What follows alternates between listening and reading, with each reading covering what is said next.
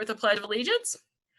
I pledge allegiance to the flag of the United States of America, to the republic for which which it stands, stands one nation, nation under God, indivisible, indivisible, with with liberty and justice justice for all. for all. Next, we have Pastor Dent here for the invocation. Good evening, Mayor and Council. Good evening. Let us pray. Heavenly Father, our God, our refuge and strength, a very present help in time of trouble. We thank you that as a city we can assemble for this meeting using alternative ways to reach our citizens. We are thankful for our mayor, Bianca Motley Broom, and council members and staff who had the foresight to act quickly to lessen the impact of COVID-19 in our community. We pray for national leaders, the president, his administration, our state government, and municipalities. Please intervene on their behalf, tap into their expertise while guiding their minds and their hearts as they search for ways to circumvent further spread of this virus. The ramifications are real and extend far beyond physical health. Reveal to them options to curb panic and help protect the financial, emotional, and spiritual well-being of the public. May you shield and protect them. We express our gratitude for all the efforts of the people who are taking steps to stop the spread of this virus. We pray for those families experiencing severe challenges throughout the world. Bless, protect, and shield the sick, those on the front lines and carrying out essential duties, police officers, firefighters, all first responders, healthcare workers, and volunteers. We also thank you for Sergeant Landrum's dedication and pray for a speedy recovery. We pray that you'll heal those who are infected and those who are dying, release symptoms and bring comfort to all of those in need. Ease their grief through your enduring love. You promise tough times will not last forever. So we said, weeping may endure for a night, but joy comes in the morning. We thank you for answering our prayers in the name of the Father, the Son, and the Holy Spirit, in the name of Jesus. Amen. Amen. Amen. Thank you. Item 2 is additions, deletions, amendments, or changes to the agenda. Madam Mayor, I have one. And that is the proposal for new business item 10C. And that is considerations to support a hazard pay program for frontline police, fire, and public works employees. All right. Do I have a motion to accept So the agenda? moved. Second. All right. That is Councilman Clay and Councilman Taylor. All those in favor? Aye. Aye. All right. That was unanimous. Also, Madam Mayor, the executive session minutes would have to be added to the agenda as well. Okay. I think that's already on there, is it not? I think so you raised your hand and now you can lower it. Oh, The approval of executive session minutes. yes, it's Yes, there. I It's apologize. there. Yes, It's yes. there already. Item Okay. 15. Never All mind. right. That's it. Thank you so much. Yeah, that's always there. Okay. All right. So that has been approved. Okay. So we are at 3A, approval of the regular session minutes dated March 16th, 2020. I think I only had one amendment to that.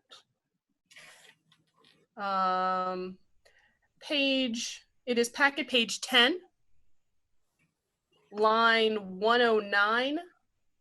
It's in regard to what Commissioner Carn was saying. He was having a virtual town hall meeting with State Representative Roger Bruce, BRUCE.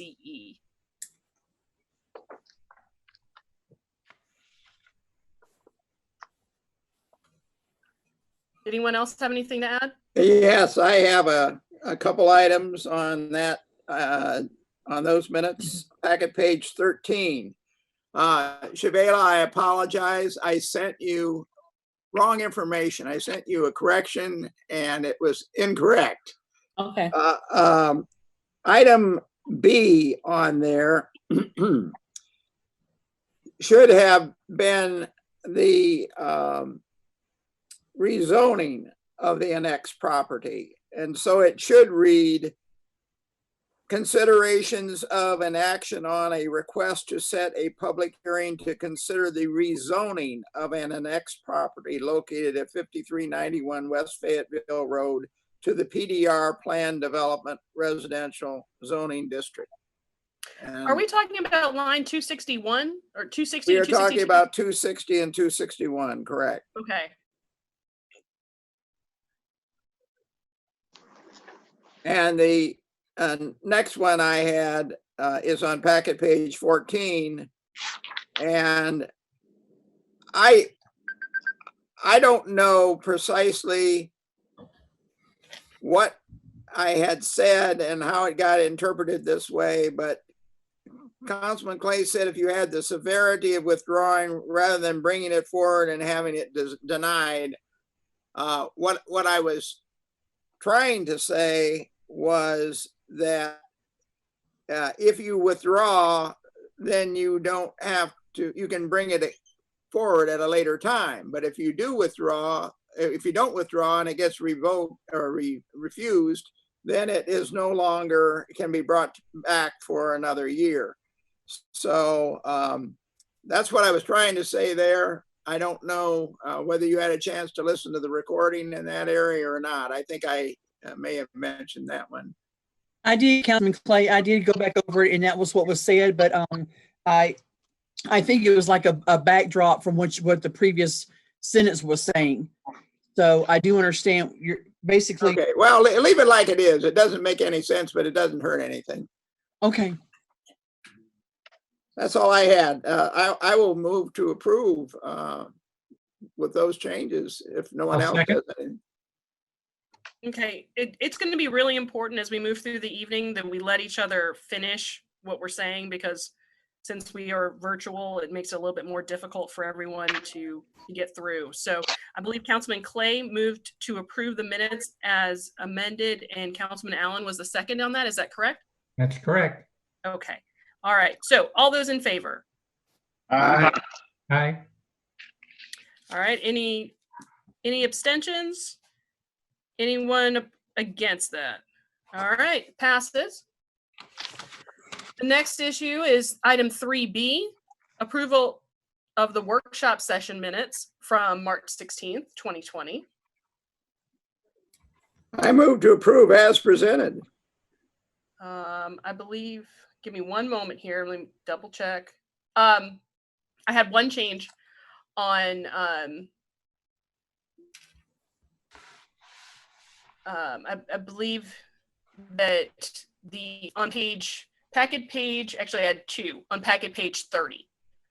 Line 104, I believe that should be 30349.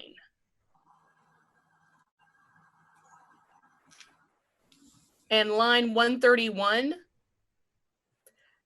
instead of council with an E, it's council with an I. Some form of review by the city council, not legal counsel.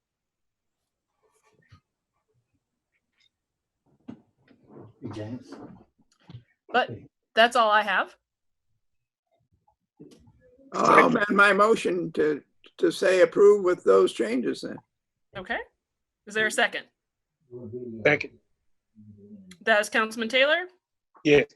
All right. All those in favor? Aye. Any opposed? Any abstentions? Okay, that was approved as well. The next item is for item 4A, presentation of a proclamation designating May 2020 as cleanup month in the city of College Park. I'm not really sure how we're going to present a proclamation. But Mr. Moore, if you want to give some guidance in regard to this. Sure. It's principally for the acknowledgement of designating May 2020 as cleanup month in the city of College Park. Typically it's April. However, because of the current state of affairs, arrangements are being made to this effect for May 2020 as cleanup week. So although there's not a physical proclamation, because of course this is a virtual meeting, this is simply an opportunity for Mayor and City Council to acknowledge it as cleanup month for the month of May 2020. Okay. Anyone have anything else to add in regard to that recognition of May 2020 is cleanup month. I'd only say it's a great opportunity to get rid of a lot of things Absolutely. in a safe way. Mm-hmm. Anyone else? Okay. All right. So thank you for that. Next item on the agenda is remarks of citizens. And in light of our virtual status, we have solicited public comment up until 7 p.m. Via an email address. And Ms. Moore will be reading off the public comment she's received up until that time. Okay, so I have 3 public comments that I received. The first one is from Nicole Pickett.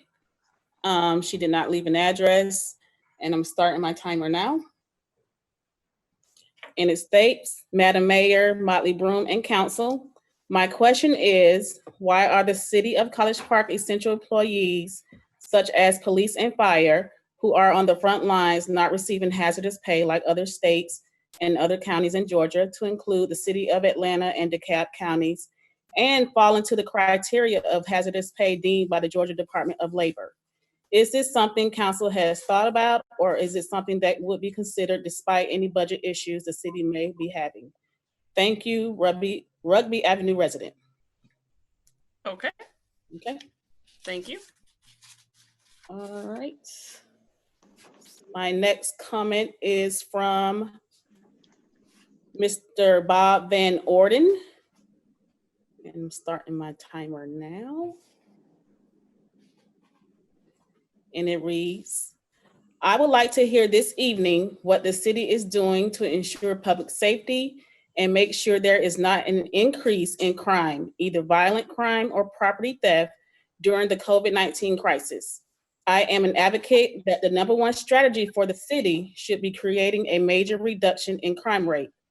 College Park should implement an action plan to create a rate lower than that of the City of Atlanta. This is an enormous opportunity that will clear the way for the other aspirations of our city. It is time for the city to stop underfunding public safety, and I'm confident that after this pandemic, the city and our new mayor can make this happen. Tonight, my issue is with the risk of higher crime during the crisis. Teens are not at school, and after-school activities are closed. Many people have or will lose their jobs. Anxiety and other emotions are high for all of us. Gun and ammunition sales have greatly increased since the pandemic began. I personally know 3 people who have bought guns for the first time and others who have bought additional guns and ammunition.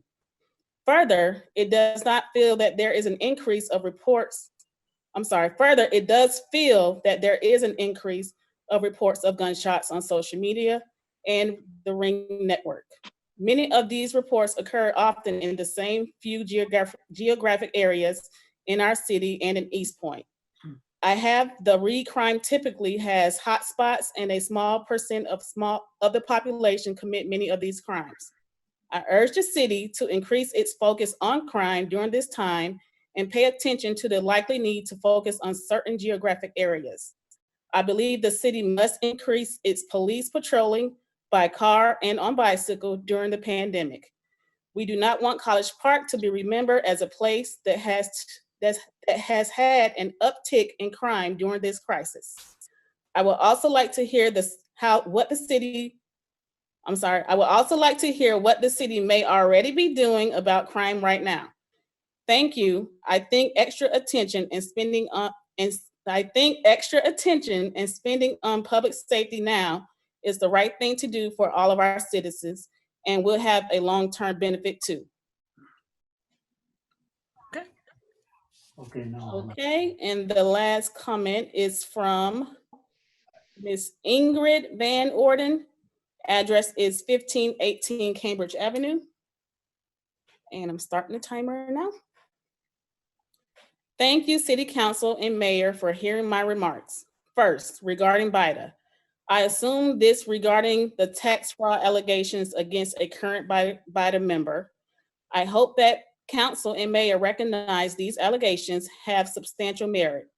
I believe that City Council and Mayor should ensure that the board member no longer has access to any confidential information the board handles, and that sharing of such confidential information with the member be punished appropriately. Second, regarding the strategic plan meetings, marketing of College Park, and any permanent logos, I spoke at length with Mr. Jones several weeks ago. I appreciated his time. Given the COVID-19 conditions, I have not followed up with Mr. Jones. So I will say here that I hope that the marketing firm will be changed, as I feel that the presenter at the first town hall was not able to assimilate and community feedback, nor was he interested in community feedback. If the collaborative firm LLC is the same firm that presented a suggested new College Park logo at the first town hall meeting, I would greatly appreciate not using that firm. If it's a new firm, then that's a different matter. And that is it. Okay. All right, thank you very much. Mhm. The next item on the agenda is item 6A, consideration of an action on a request to hold a City of College Park resident-only community shred-it day on Saturday, May 16th, 2020. And that would be an issue for Mr. Mason. Is he one of our panelists? Is he here? Yes. Mike has raised his hand. He's been unmuted, so Mr. Mason? okay. Hello, Mike? Okay. I called Mr. Mason before we logged on here. He's on the display. Yep, Mike, can you hear us? Unmute your mic, Mike, in the Is he lower shifted left-hand over? corner. Is he shifted as is he a panelist or is he an attendee? He's an attendee. I'm seeing him as an attendee. Can you make him a panelist? Okay.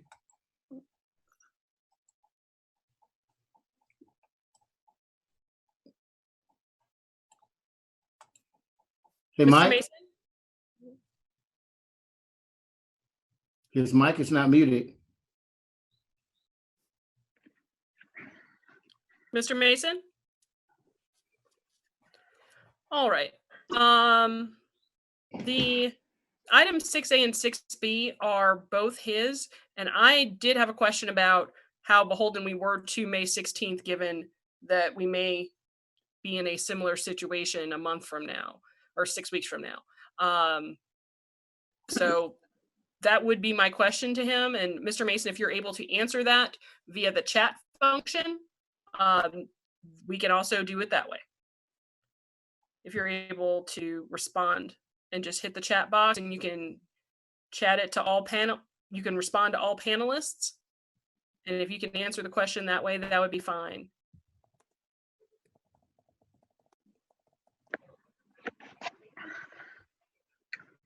Okay, I just sent him something. I just chatted with him.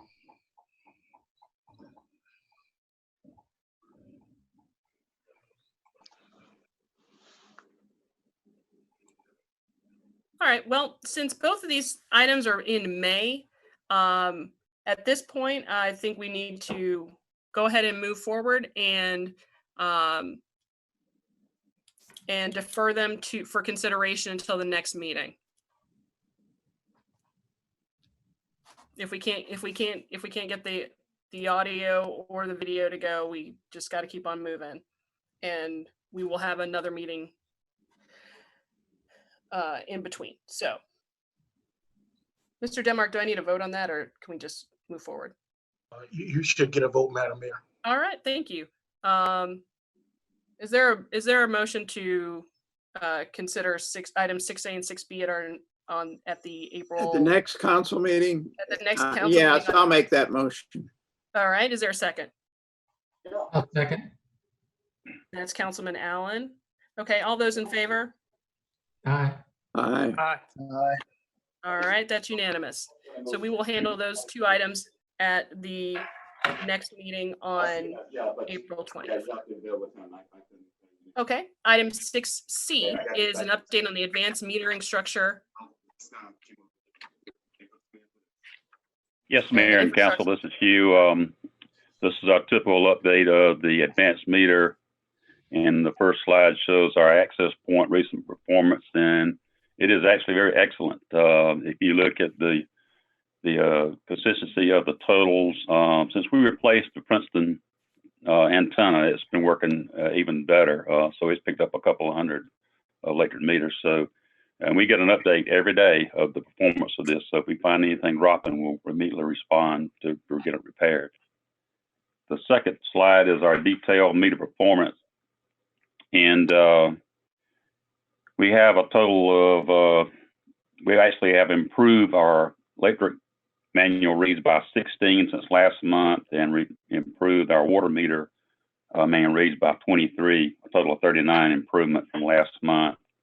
I think I sent a reply back to Councilman Clay. We only replaced 5 water meters in March, so I'm going to get a list of what needs to be addressed as far as the rest of the manual reads for the water meters, and keep working on those. Anybody got any questions? No, you answered mine, Mike. So I'm a happy camper. Keep up the good work. Thanks. Does anyone else have any questions for Mr. Richardson? All right. Thank you so much, Mr. Richardson. We appreciate it. You're welcome. The next item is an ordinances and resolutions update. Is Moore anything to add? I don't have anything unless you guys have questions. Nothing. Nothing. And Councilman Gay, I'm assuming it's nothing for you as well. Yes, ma'am. All right. Great. So the next item is a public hearing to reconsider zoning of an annex property located at 5391 West Fayetteville Road from unincorporated Clayton County to the city of College Park. Now, if you wish to be heard on this, you have to have logged into the Zoom call, because you will log in as an attendee and then you will raise your hand and we will acknowledge you in that way. So, Ms. Alexander, are you there? I am. All right. Hi. If you could give us a little bit of background. Great. Yes, thank you. Well, first of all, just to clarify, items 7A, B, and C are all concerning the same subject property and the same applicant. I just wanted to clarify that the first public hearing for the rezoning, it's a little different tonight because it's associated with an annexation. And what's different is when you do the public hearing, that's all we do for that agenda item. It's only the public hearing. There is not a decision made under agenda item 7A. This follows what the state has dictated are our procedures for an annexation and associated zoning. That first of all, you have a public hearing on the zoning, but you did not take a vote. Then we'll have the public hearing and your consideration of a vote on the annexation itself, so that now you're informed on the annexation about the intent and the desire of the zoning. And then 7C is a third item, which is the actual decision of the zoning. So if in fact it's the legislative will, your desire to annex, and you go in that direction, then 7C is a decision only. So there's not another hearing at that stage, it's just a decision. So I just wanted to clarify for the audience why there, and for you all, why there's 3 different items. And the first is just the public hearing. So to talk about the property, the applicant is Birkdale Land Investments. The applicant should be online. Mr. Josh Marks is with us this evening, representing the firm. The property is 5391 West Fayetteville Road. It's just under 44 acres, and they're seeking a PD residential zoning district. This applicant originally came to us and had was seeking a standalone multifamily. However, we know that the city prefers mixed uses, and the applicant came back with a revised application to meet the vision more of the city with both residential mix of uses with commercial, as well as both apartments and townhomes. So there are 15 townhomes proposed on this application, as well as 410 multifamily apartment units. The applicant is committing to an out parcel of 12,600 square feet of commercial. In addition, a minimum of 4,000 square feet of commercial in the mixed use area with the residential. And then a potential space, depending on how the market performs, of another 12,600 square feet of commercial. The applicant also had met with the Board of Education from Clayton County. We had spoken with them about the impacts. They had not provided anything to us in writing, but I wanted just to read to you what they reported to us. The impacts on the schools would be for the high school. The school that would be the feeder school currently has capacity for 1,200 students, and they're currently at 1,158. So there's capacity to absorb students there. The North Clayton Middle School, their capacity is 900, and they currently have 917 students. So they're full right now. Then at the elementary school, the capacity is 650, and they currently have 680. So depending on the rolling in, there would be that impact I wanted to share with you. We also prepared a fiscal impact study. The study was conducted using average costs of a set of services, as well as estimates of revenues generated by the property, both the property itself as improved property and additional taxes that would be and other revenues that would be generated. The net result of that is that the first year it comes out to be about a wash the first year because of one-time revenues generated. But over time, the subsequent years, it would be, there would be just, the cost would slightly exceed the revenues. But those are estimates. I just want to clarify that those are estimates. And they also can't take into I didn't know anything about him or anybody think about anything. No. Hello? So the what it can take into account is the potential economic impact, both because of new investment in the area. The quality of the built-in product is a high quality product. It shows the market that there is interest and investment, especially if you bring in commercial to the area. And it also doesn't, we couldn't calculate a specific number on how much retail or other expenditures would be generated just by the fact of having more residents. So we've long wanted more residents in the city as a mixed use and a mix of housing product. It looked like it may meet the city's desires. So city planner had recommended approval. There's a set of 10 recommended conditions.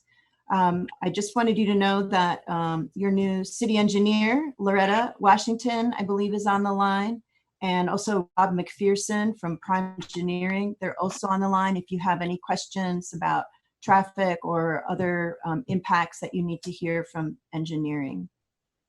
So with that, that's my report. Thank you.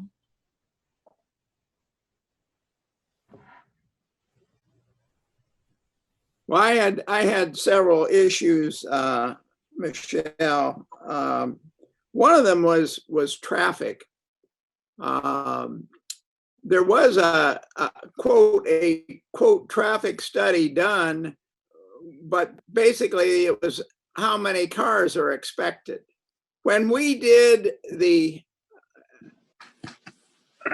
logistics center down on Old National or on Roosevelt Road, we did an extensive traffic study and we looked at what the backup was at rush hour at intersection down there and found that it was a mile long.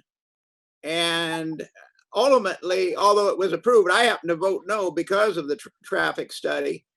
We don't have any information like that. There's a traffic light at Norman Drive. I don't know what the backup is there at rush hour. And I don't know how the additional traffic in and out would impact, including the residents that would be at this development. So while there's been some kind of a traffic study done, that's not enough for me to say whether I think it would not be causing a traffic problem there. That was one of my questions. Do we have any comment from the proponent of the? Hi, my name is Josh Marks. I'm happy. Can y'all hear me? Okay. It's Councilman Clay, Ambrose Clay. Right.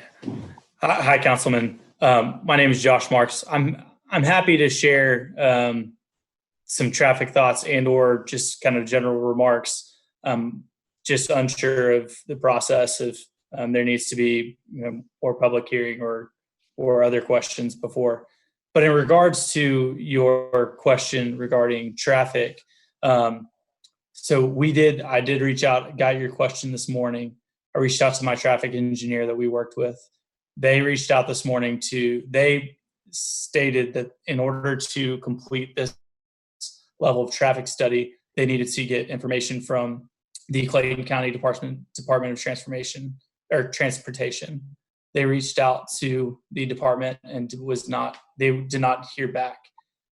They did say, however, that because even at peak hours for this development, this development will be adding around 3 cars per minute at peak hours, that the traffic impacts from this development will be pretty negligible, considering the traffic that's ongoing at the property or along West Fayetteville Road. I did I know that this is not sufficient estimate, but I did look at Google Maps transaction history or transportation history about how traffic tends to move during peak hours in the mornings and afternoons at this location. And it did not seem to have significant, it looks like it was maybe a minute to 2 wait time period at the light at Norman Drive. I do understand that is not sufficient, but our traffic engineer again did say that he doesn't think that any sort of traffic impact would be able to be mitigated very easily. And we would plan to work with you all when we got to the complete site specific plan. Because this is a plan development, we would need to work together with you all through the permitting process to have you all sign off on the plan. So we would anticipate working with you all through that, get a more in-depth study done, and then work on any mitigating to make sure that all factors are mitigated in order to make sure traffic moves smoothly here. Do you have any idea as to how that might be mitigated? They said that the at maximum, we would maybe need to adjust the length of period of time with the turn signal at Norman Drive. So something simple like that. And if it needed to be more intense, just creating like a deceleration lane, which is something that we would be amenable to working with you all on. So you would pay for the deceleration lane if it were necessary? We would work with you all on that, yeah. This is Councilman Allen. I've got a question for you, Josh, while you're there. Have you all made this pitch at all to Clayton County? Did you all make any of this proposal at all to Clayton County before coming to us? We decided to consider annexation and rezoning with you all alone. We have not gone to Clayton County first. I think one of the major reasons that we chose to go this route was because of the location within Clayton County.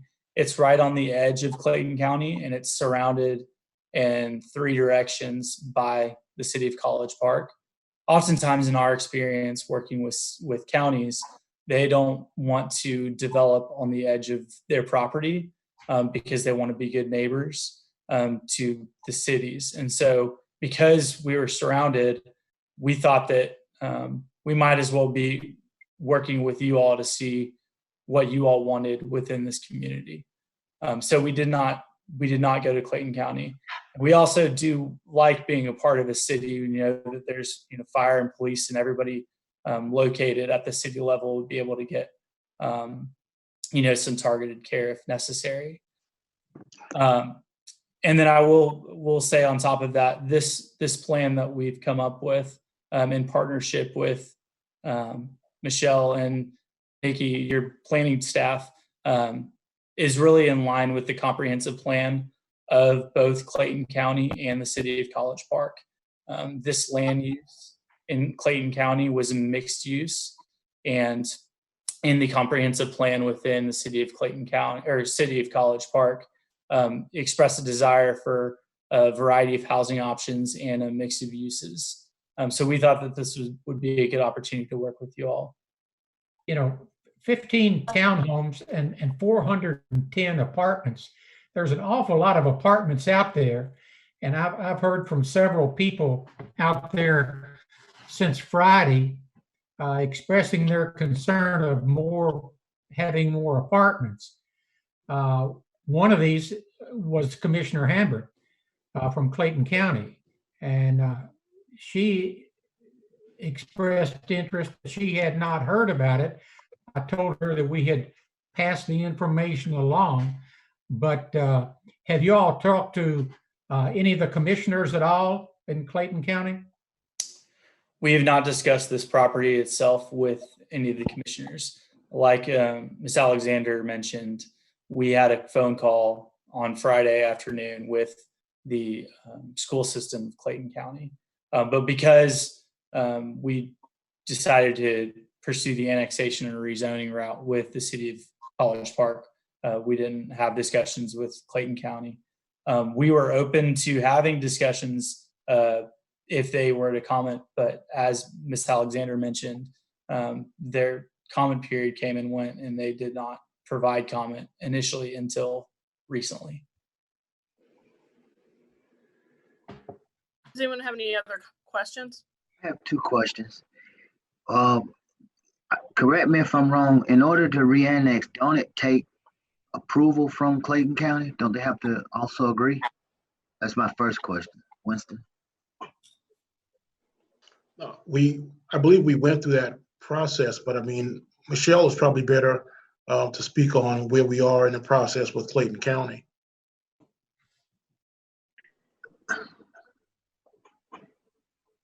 Michelle? Michelle? I don't know if she's still on the line. Ms. Alexander? Because when we talked about annexation from a property in the city of South Fulton, I think it was, on Gobby Road. And he was trying to annex those apartments. I thought they said we have to get the other municipality or county have to also agree. No, it depends on the method that we're using. I mean, it seems like this is the 100% method with a single property owner, and it's so I believe that we're fine, but I haven't been involved from the beginning, so I that's why I would defer to Michelle in terms of where we are in this process. But given the fact that we have a single property owner, I believe that's why this might be different. I can speak to that real quick. Okay. If Michelle's It looks like she got kicked off. She's trying to log back in. So okay. Washington, please go ahead. Sure, yeah. So it is the single owner, like Winston said. Clayton County did have the opportunity to comment on it. I worked with Danielle from Winston's office on this extensively, and we do not need their permission. It's up to you guys. It's up to the city to decide if this is a property that we want.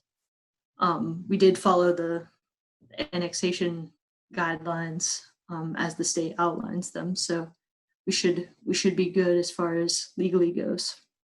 Well, legally it's fine, but I think, I think you need to be good neighbors and talk with some of the commissioners that have problems with it. I don't know if we've crossed all the T's and dotted all the I's. It concerns me that the middle school is a max of 900. There's 917 there right now. And the elementary school, 650 is the max, and there's 680 there right now. And we're going to add 400 apartments. 400 apartments that are 1 and 2 bedrooms. You're going to have some kids that come into that school. That, I guess that bothers me a little bit in the fact that we already have so many apartments in that area. Well, Ken, as I was doing the math in my head when we mentioned the high school, it sounded to me like we were about roughly 50 people away from hitting their maximum capacity as well. You're right. Mayor, I had one other question. Yes, sir. The second question I had was, and I agree with you guys as well, but the other question I had was, does this change our Clayton County splash if you add more people? Does it affect the splash on how much we get or don't get? It increases. It increases the splash? Okay. Yeah, because it goes off the census. That's Mr. Myers.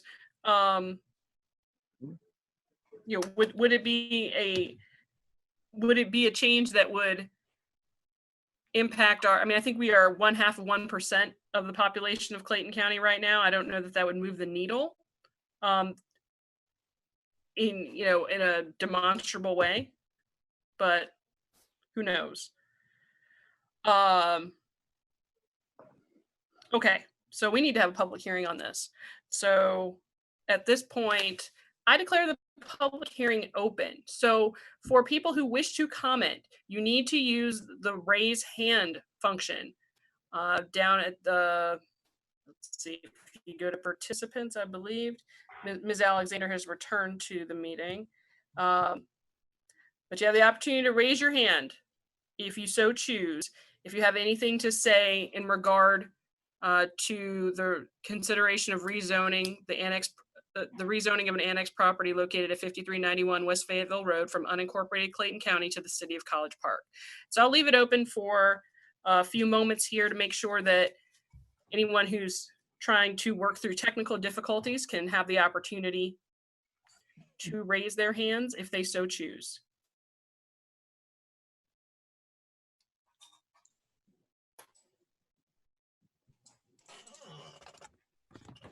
I'm looking right now. I see there is one hand raised. Mr. Marks? Yes, ma'am. I just did not know if I needed to raise my hand for the process or if I would get another opportunity to speak. I'm happy to lower my hand. So you can go right ahead and speak now if you wish. Okay. Again, my name is Josh Marks with Birkdale Land Investments. We're working with the owner, McDonald Development Company, to produce a really fantastic mixed use opportunity.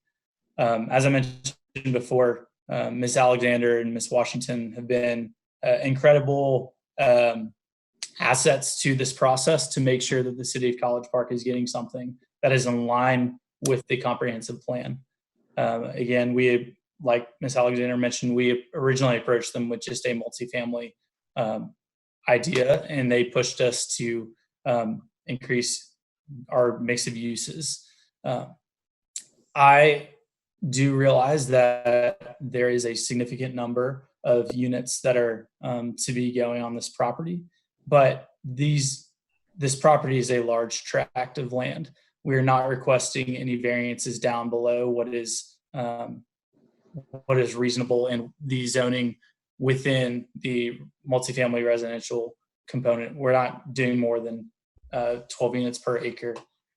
And I do understand the concern about overcrowding in schools, and I do understand where your concerns are, and I can also understand concerns about county commissioners. What I do want to communicate is that nothing that we've done is untoward. We went through the process exactly as required, and then we simply heard from the county this past weekend. And so, we do not want to be bad neighbors at all. It's just this just came up with the county. What I can say is also that you have an opportunity right now to add high quality, safe, affordable housing for residents in the time of an extreme crisis throughout the country. The city of College Park has seen minimal investment in new housing opportunities in the last 10 years. And this opportunity is one that where we're able to provide a very high quality product. We are going to be long-term owners, so we will be owning this property for 30 years. So we will not see it fall apart like other properties you may have seen because of the company that we built and because of the type of financing that we're securing. In order to do future development, we have to maintain pristine properties. I've worked with Ms. Alexander and Ms. Washington to provide you all many properties that you could look at. We've invited council people out to our properties to see that they do indeed look very, very good. We also are willing to have on-site security where we can set aside a unit as a non-revenue unit for security if necessary. We'll have great amenities on site. There will be a wellness room, business center, community garden, community room, on-site laundry, furnished fitness center, playground and parks. We'll provide services on the property as well, like exercise classes, healthy eating initiatives, financial literacy classes. As I mentioned before, our traffic impacts will be very minimal. There will be at peak hours around 3 cars per minute, which is not a large impact. We will also be able to provide these units at affordable prices. So the incomes for folks living in the apartment units will be between $30,000 and $67,000. But they won't be paying extreme amounts of rents, which means that they have disposable income to spend in the community. You'll see a cut down in transiency at the schools as well, because parents aren't having to move away because they can't afford the rent. In order to qualify for our communities, people have to receive credit and pass credit and criminal background checks in order to be able to live on our communities. So all that to say, I'm happy to answer any other questions. Be a high quality green building and will receive a green building certification. Again, yeah, I'll stop there, but happy to answer any more questions. Okay.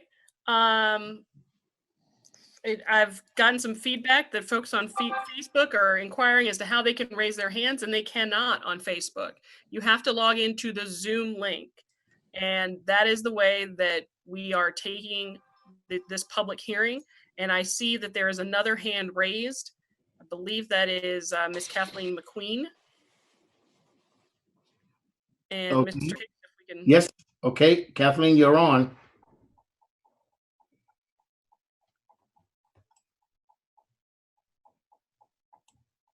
Kathleen, you're unmuted.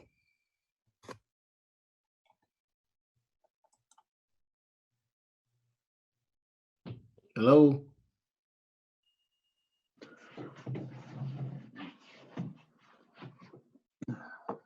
For now, let's move her over to a panelist and see if that'll. Okay.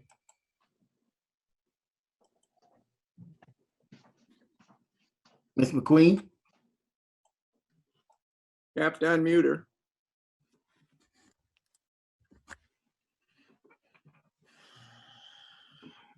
She's still showing as being muted, Michael. Yeah, I'm looking for her again.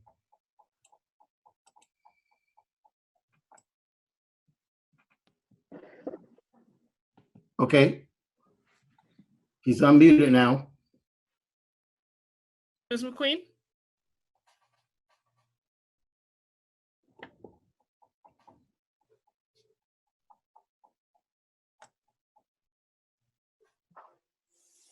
She's unmuted. All right, Ms. McQueen, if you would do us a favor and go to the chat portion and type in your comments, we'll be able to share them that way. Looks like Artie's raised his hand. Mr. Jones? Hi, Mayor. I've talked with Michelle Alexander in some detail today about this particular project. In most cases, you know, I'm one that preaches that, you know, we should, you know, encourage more home ownership.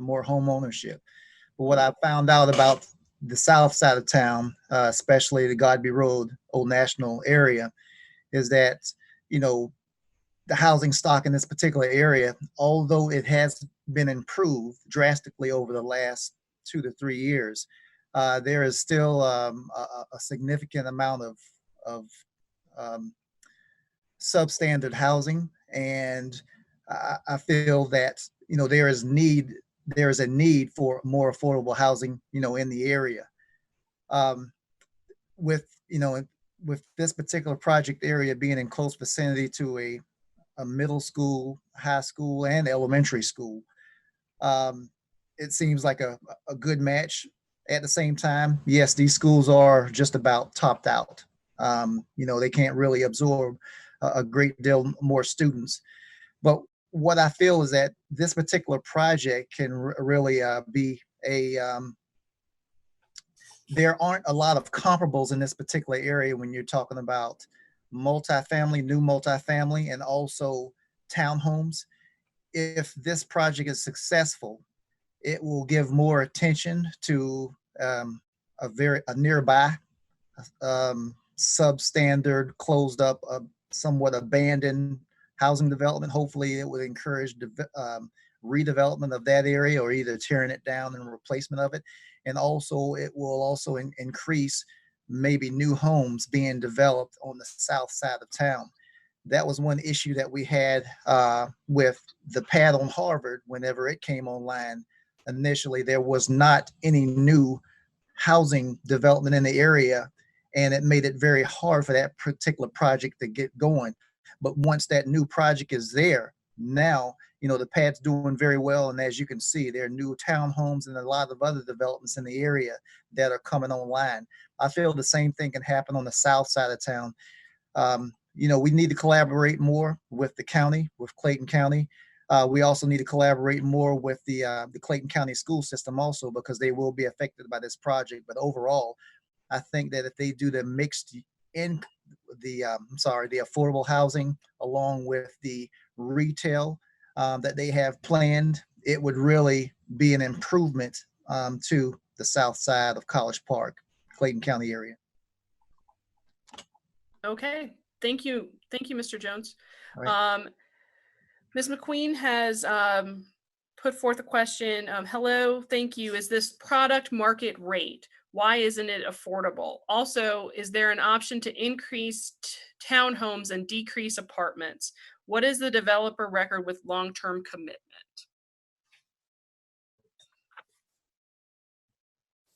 And I believe Mr. Marks, you did speak to the rates for the apartments. Can you go over that again? Yes, Mayor. So this property does have a mix of uses and then a mix of incomes. The apartment components will be what's qualified as affordable. So that means that people who are earning between $29,000 and $67,000 will be eligible to rent certain units depending on their incomes. Now, each of these units will be the exact same. There just will be a range between what's called 50% of area median income to 80% of area median income on those units. We also included 15 townhomes, which will be market $29,000 and $67,000. will be eligible to rent certain units depending on their.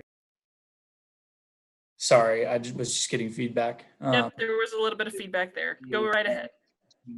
50% of area median income to 80% of area median income on those units. We also included 15 townhomes, which will be market 29,000 and 67,000 will be eligible to rent certain units depending on their. Sorry, was just getting feedback. Yeah, I know there's a little bit. Maybe if we do a little bit of a back and forth. I can tell you what's going on. They have their YouTube or Facebook turned on, and their mic is open, and they're getting that delayed feedback from YouTube or Facebook. If they would turn that off, it will stop. Certain units depending on their. Sorry, was just getting feedback. Yeah, I know there's a little bit. Maybe if we do a little bit of a back and forth. I can tell you what's going on. They have their YouTube or Facebook turned on, and their mic is open, and they're getting that delayed feedback from YouTube or Facebook. If they would turn that off, it will stop. Yeah, everybody can mute themselves. Yes, exactly. Mr. Hicks, I think you've got a lot of stuff going on over there. You can mute yourself. Maybe we do a little bit of a back and forth. No, I was going to say I can mute all these. What's going on? They have their YouTube or Facebook turned on. Michael, mute everybody on that's not on the panel. Facebook. If they would turn that off, it will stop. Mr. Hicks, everybody can mute themselves. Yes, exactly. Mr. Hicks, I think you've got a lot of stuff going on over there. You can mute yourself. Maybe we do a little bit of a back and forth. No, I was going to say I can mute all these. What's going on? They have their YouTube or Facebook turned on. Michael, mute everybody on that's not on the panel. Facebook. If they would turn that off, it will stop. Mr. Hicks, everybody can mute themselves. Yes, exactly. Mr. Hicks, I think you've got a lot of stuff going on over there. You can mute yourself. Maybe we do a little bit of a back and forth. No, I was going to say I can mute all these. What's going on? They have their YouTube or Facebook turned on. Michael, mute everybody on that's not on the panel. Facebook. If they would turn that off, it will stop. Mr. Hicks, everybody can mute themselves. Yes, exactly. Mr. Hicks, I think you've got a lot of stuff going on over there. You can mute yourself. Maybe we do a little bit of a back and forth. No,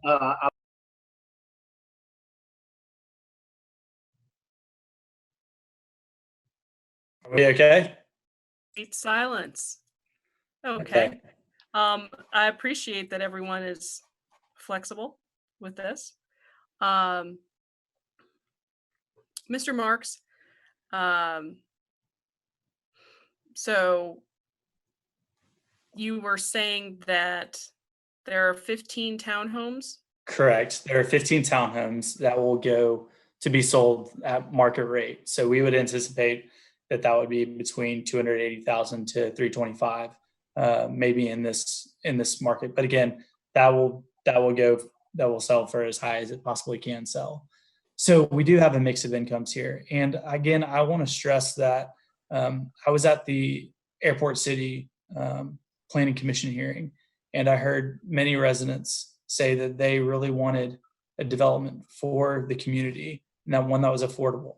And so I just want to reiterate that it really does provide long-term housing opportunities for people who are currently in the community. The AMIs that we are serving with this development is right in line with the residents who are currently living within the local census tracts right around here. So is an opportunity to serve these residents as the city changes long-term. Okay. And I see that Ms. McQueen was asking a bit of a clarification question, and I think that you were discussing 50% of the area median income being about $29,000 per year. Is that correct?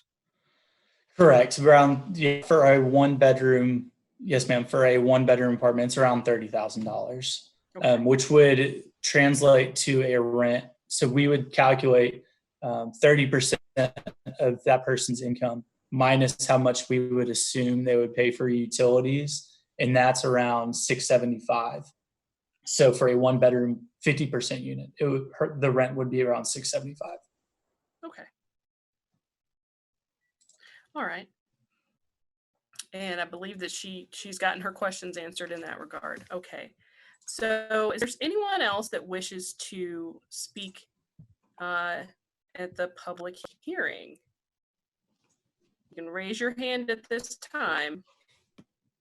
You can only do that on Zoom. You cannot do it on Facebook. You cannot do it on YouTube.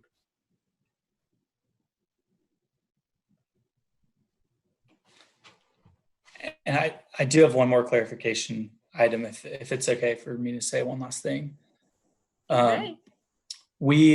So one of the pieces of feedback that we got from Clayton County Schools was that, like you all mentioned, there's some potential overcrowding within some of the schools.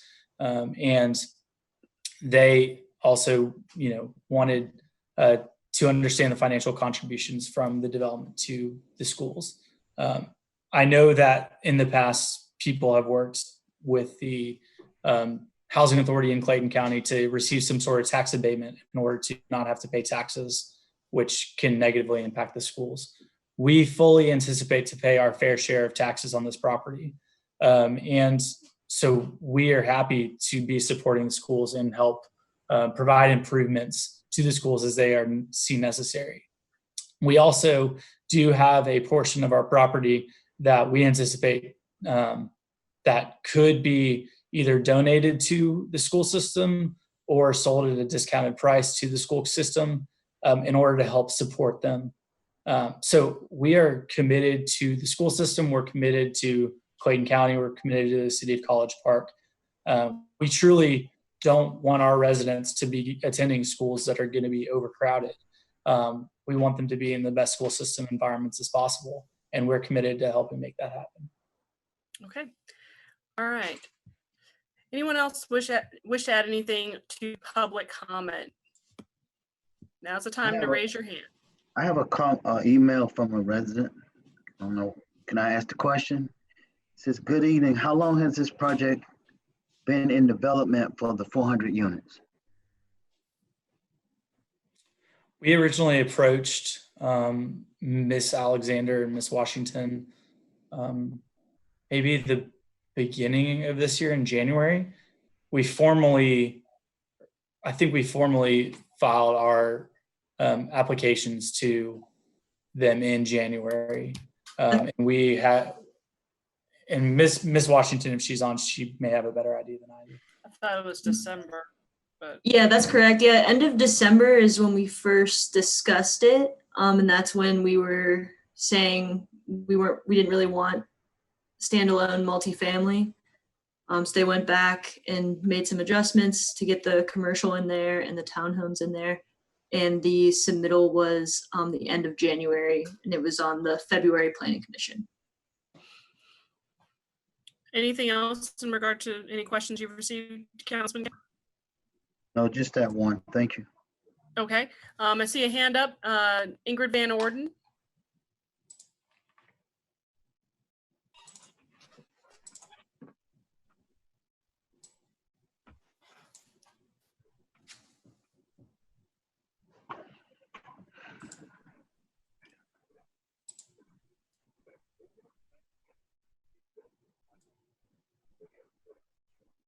Ms. Van Orden? Ms. Van Orden? I'm sorry, Dr. Van Orden.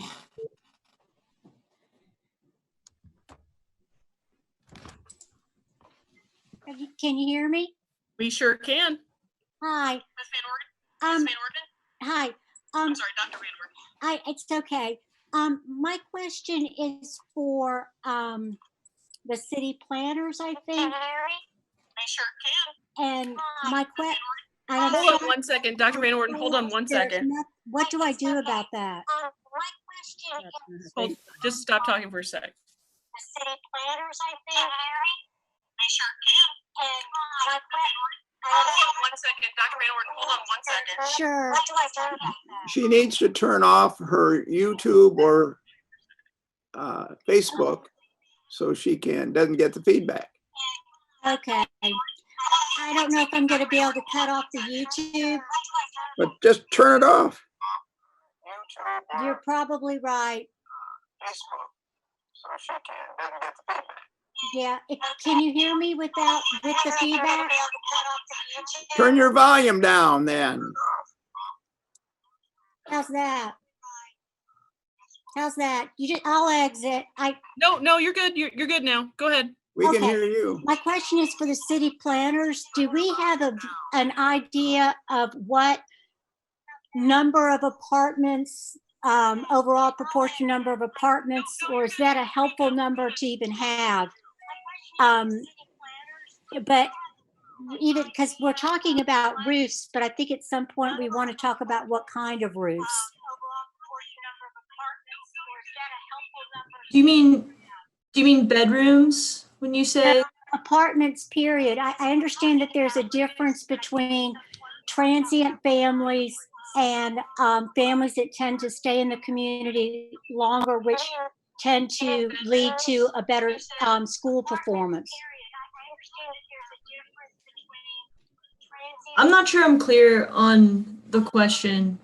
Are you asking how many apartments are set aside as affordable units and how many will be market rate? No, I'm actually just asking about, do we have an idea of the city of? Are you asking how many apartments are set aside as affordable units and how many will be market rate?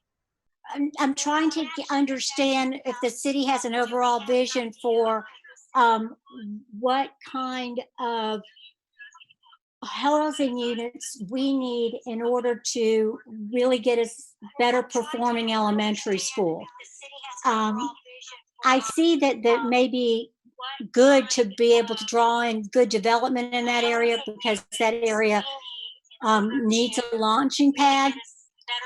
But I am hoping that maybe there are some guarantees that this developer can give us that he would be actually developing at the level that he's describing.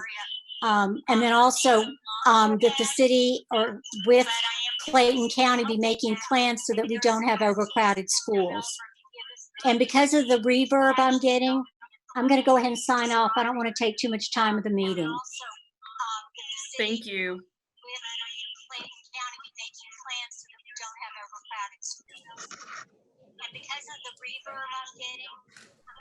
Okay, so I think that the question is how can we guarantee that these are quality housing units that people will want to stay in for a longer period of time? And I think I'm going to let Josh speak to that a little more. I can say that we have extensively reviewed the portfolio of this developer, and we understand the history of some of the previous apartment units in Coach Park that maybe people didn't get exactly what they thought they were. That also has to do with the conditions that we're placing on this rezoning should it be approved. There's a list of 10 of them, and a lot of them involve having this on-site management to maintain the property, having the amenities on-site, and making sure that the architectural structure is met. You know, we want them to be, I believe we said, at least 30% brick, and then either, I know I'm not supposed to say hardy board, but that's what I that's what I think of it as now. But I'm going to let him speak a little bit to that. I can say that these are good apartment units. We've reviewed them extensively, and there are examples in the packets as well, if you're interested in looking at it a little bit further. I'm going to let him speak a little bit to that. I can say that these are good apartment units. We've reviewed them extensively, and there are examples in. Mr. Marks? Like Ms. Washington said, we do have a long track record. We have developed over 35 communities within the Southeast over the last 10 years. We are from Atlanta. We have many communities within the local area. One is in Fairburn, one is in East Point. Multiple are in DeKalb County. We have a laundry list of developments within the city of Atlanta. Not a laundry list, but we have many communities within the city of Atlanta. we are proud to show any number of these communities to anybody. And it demonstrates that we are committed, we're truly committed to the communities where we build and serve. As I mentioned before, one of the reasons why we have to do this is because we are long-term owners. When we sign up to do these types of communities with the financing we receive, we will not be selling these properties. And so sometimes when properties and communities trade hands, they fall into someone who is not a committed owner or don't have the financial resolve to complete deferred maintenance or capital improvements. We are those. We do have a strong history of performing well. We also have to have 9 months of operating expenses and debt service on hand in case of situations like we're currently in, where we expect that rent payments may for a short period of time decline. We have to have funds on hand to help cover any shortfalls necessary. And as was mentioned about a concern over having more home ownership units versus rental units, I do understand, but what helps drive home ownership is local amenities. What helps drive local amenities are rooftops. And so we really that's the first component to help drive investment within a community, is getting people living there. And along that same line, another question was asked previously I didn't get to answer about, can we have more townhomes? And for this development, unfortunately, we just cannot, because of the way our financing is set up. We're already pretty stretched on this. And so we wanted to be good partners and good stewards to be able to have townhomes, but we just can't add more based on our capacity. And like Ms. Washington also said, we will have 30% brick minimum. We'll have fiber cement, which is a great material covering the rest of the exterior, architectural shingles, or 35 milliliter TPO to cover the roofs, which is industry standard. These will receive green building certifications, which is above and beyond market rate development communities. So we really are building something that we'd be very proud of. I have no question that, that you all build a quality. I have no question that, the plan is well thought out and everything else. I just wonder if we've heard from everybody. I know that it's been out, but these are unusual times. And the traffic study, I think Councilman Gay still had some questions on the traffic, but I'm wondering if we shouldn't, put this off for another council meeting and give other people a chance to find out more about what's going on. That's my thought. My comment would be that I would like for him to have a conversation with Clayton County School Board. I know the superintendent would like to be part of the conversation, and I think Commissioner Turner and his colleagues should be part of the conversation. And I know Commissioner Hamlet. Let me interject, gentlemen. Let me interject for a moment. Just for your edification, the law requires annexations like this and it requires that the owners notify and the city notify all the impacted parties. Clayton County was notified. They were notified via certified mail back in January. I received a call from Commissioner Hambrick. I believe Councilman Allen received a call from Commissioner Hambrick as well. But they were sent information regarding this annexation back on January 22nd. And I understand that the conversation started happening on Friday, because that's when I got my call. I extended an invitation to Commissioner Hambrick to attend tonight's meeting, sent her a text message when we started talking about it so she could log on to Zoom. So just so everyone understands where we are, it's not, I don't think it's entirely accurate to say that Clayton County didn't know about it. I think they have been notified. I think I was interjecting it as a way that we can base our vote on what he's wanting. I have I get heard it. from him. And I get it. sorry. I'm just saying that I don't think it's, I don't think that there's been I understand that a lot of the conversation from officials in Clayton County has happened within the last several days. But just, I don't think that there's been any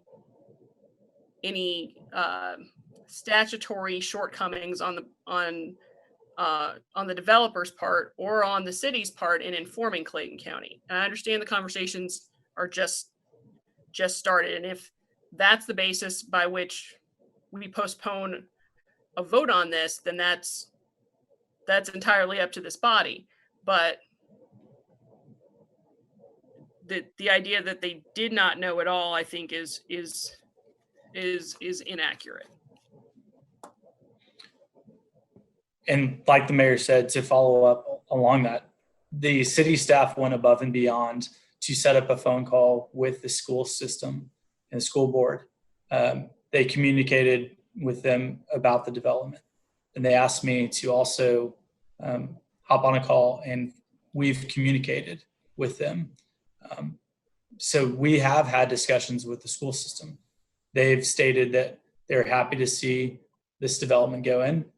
In all transparency, they did ask us to figure out if we could find a way to create a contribution to help support the school system.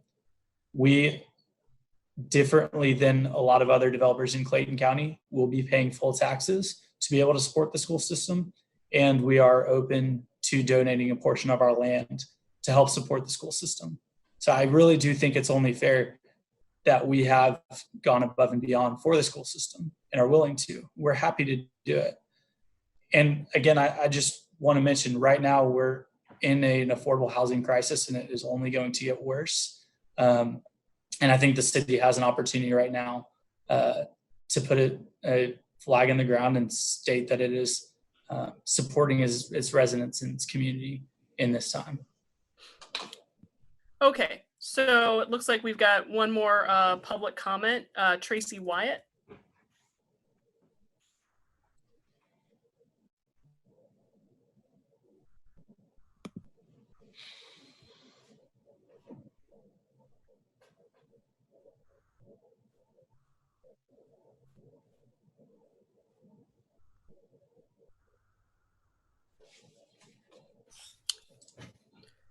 And is he now a panelist?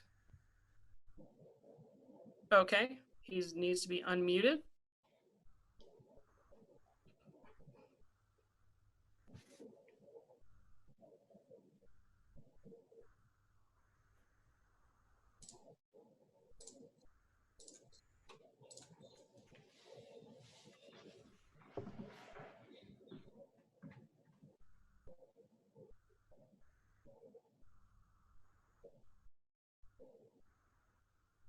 Mr. Hicks, he needs to be unmuted.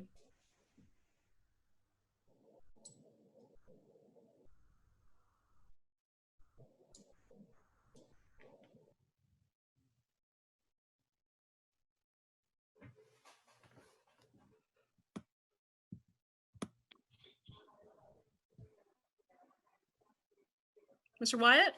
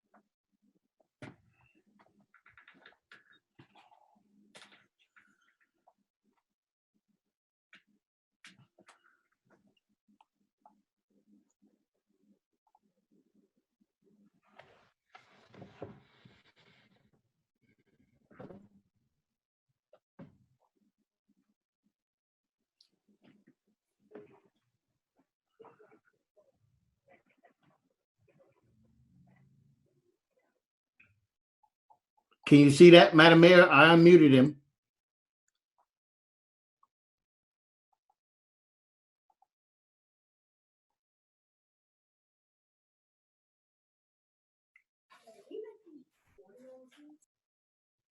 I'll promote him back. I'll put him back as a panelist one more time. He's showing as a panelist now. I think. Yeah.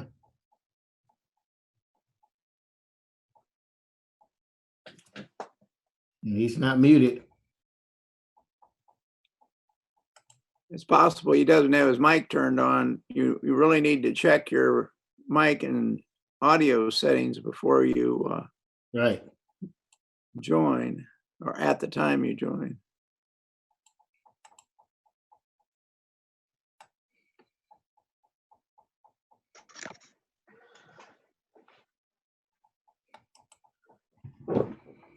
Okay, were we able to get Mr. Wyatt? He's open. Okay. Councilman Wyatt?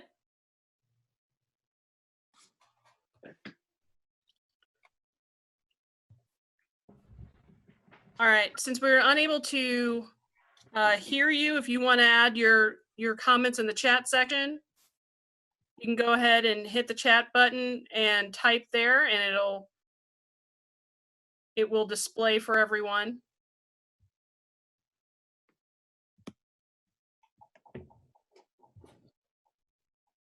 Does anyone else have anything to add in terms of a public comment and during this hearing? We will wait on his response in the chat box, but other than that, okay.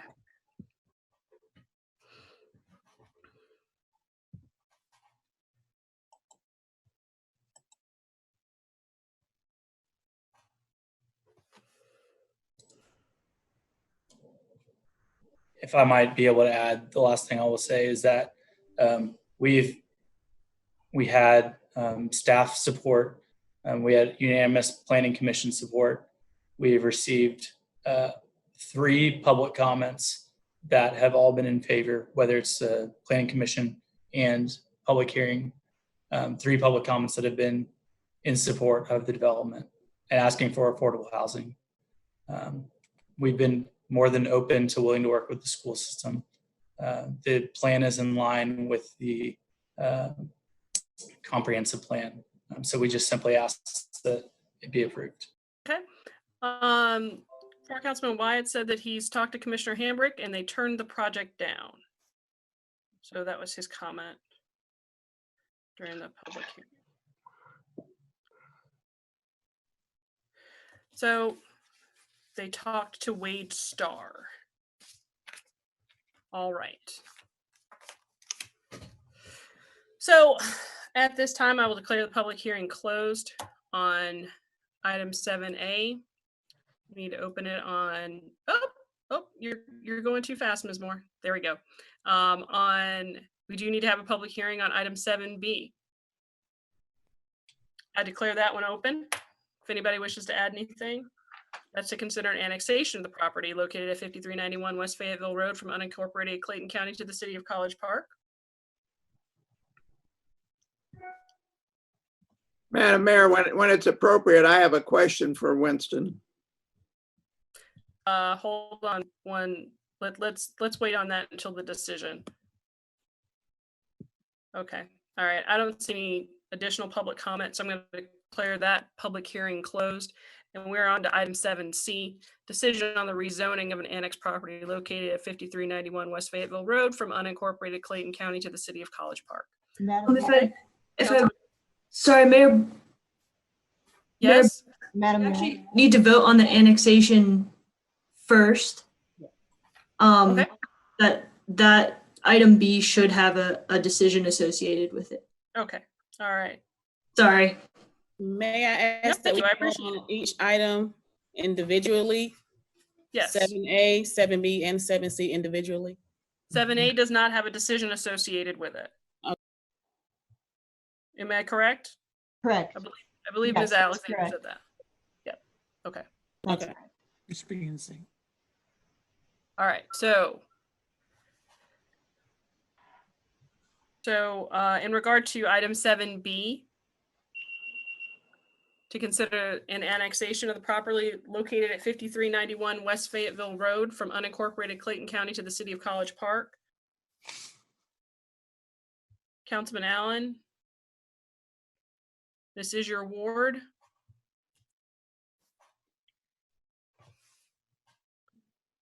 Do you have, I heard you say that you wanted some additional time to consider this.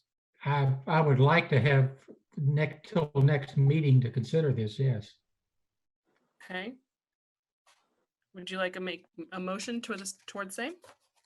I'd like to make a motion that we reconsider this at our next meeting. Okay. Second.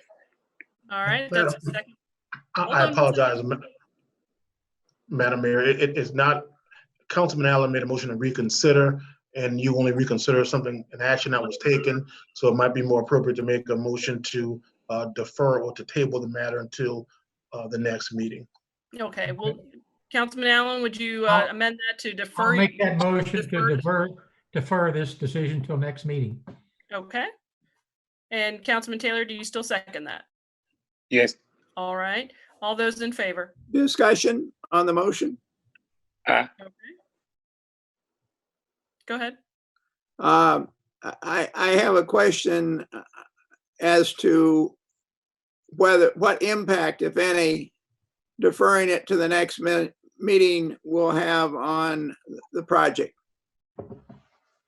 For Mr. Marks. Yes, sir. We have been working with the state agency to get financing in place, and so we will need to request an extension on our application to them. We also will need to amend our contract with the current landowner because we'd set up the contract based on hearing approval one way or the other by this deadline. And again, you know, the last thing that would be impacted is the world is ever changing. We have an understanding of what financing is in place currently, but each month that we lose, it's another month of uncertainty that we have. Okay. Any other questions? Any other discussion? All right. All those in favor? I'm sorry, I only heard one. Aye. Okay. So Councilman Taylor, Councilman Allen, in favor of deferral? Yes. Yes. All right. Those opposed to deferral? Opposed, Clay. All right. Councilman Gay, are you abstaining? No, I'll go with the deferral. Oh, okay. All right. So that's 3 in favor of deferral and 1 opposed. So Councilman Allen's motion passes. All right. And in regard to item 7C, decision on the rezoning of an annexed property located at 5391 West Fayetteville Road from unincorporated Clayton County to the city of College Park. Is there a motion? Will we want to annex it if we don't know whether we're going to develop it? Well, I mean, I think 7C sort of assumes that we've annexed it. I think so. So 7C would be moot, would it not? Yes. Yes, I believe so. It's only necessary that you vote on zoning if it's annexed in. I think it has to be deferred as well. You can't take a vote on it. I was going to say the exact thing. We should make a That's where I'm motion. coming from. Okay. All right. Now, is there a motion to defer? So moved. Okay. Is there a second? Second. That's Councilman Allen. All those in favor of deferral? Aye. Aye. Aye. All right. That's unanimous. We will handle the situation at the next meeting and get a little bit more input from Clayton County in the meantime. All right, we're moving on to the agenda. Item 8A. Consideration of an action on a request for approval of the renewal of the software that supports all virtual servers. Motion to approve. Second. Any discussion? Hearing none. All those in favor? Aye. Aye. All right, that was unanimous. Item 8B. Consideration of an action on a request for the approval of the repair of the air purification exhaust system at Fire Station Number 1. So moved. Second. That was Councilman Taylor on the second. All those in favor? Aye. Aye. Okay, that's unanimous as well. Item 8C, consideration of an action on a request for approval to authorize the completion of a task order between the City of College Park and the Collaborative Firm LLC to provide public outreach services for Airport City District Planning meetings at a cost of $18,396. Madam Mayor, I have some questions for Artie. Okay, Artie, on packet page 181, was the collaborative firm part of the original plan? The original to this plan, outreach? sorry, repeat that again. I didn't hear it. Was the collaborative firm part of the original plan to do the outreach for Airport City? No, sir. Who was? There was no one in the plan. There was no one in the plan for outreach? No, sir. The Sizemore Group provided us with a laundry list of different types of services that could be completed. And because of the amount that was being charged for those services, and because of their budget that I was being allowed by the city council for completing the first 3 tasks, there was not money in the budget to actually complete the outreach for the amount that was being charged at the time. Okay, I have one more question, and that is on packet page 185. What is a developer roundtable? A developer roundtable is what we would actually do. We would actually invite various developers. As you know, that there's 6 different distinct districts within the Airport City area. There's one for office, entertainment, residential, retail.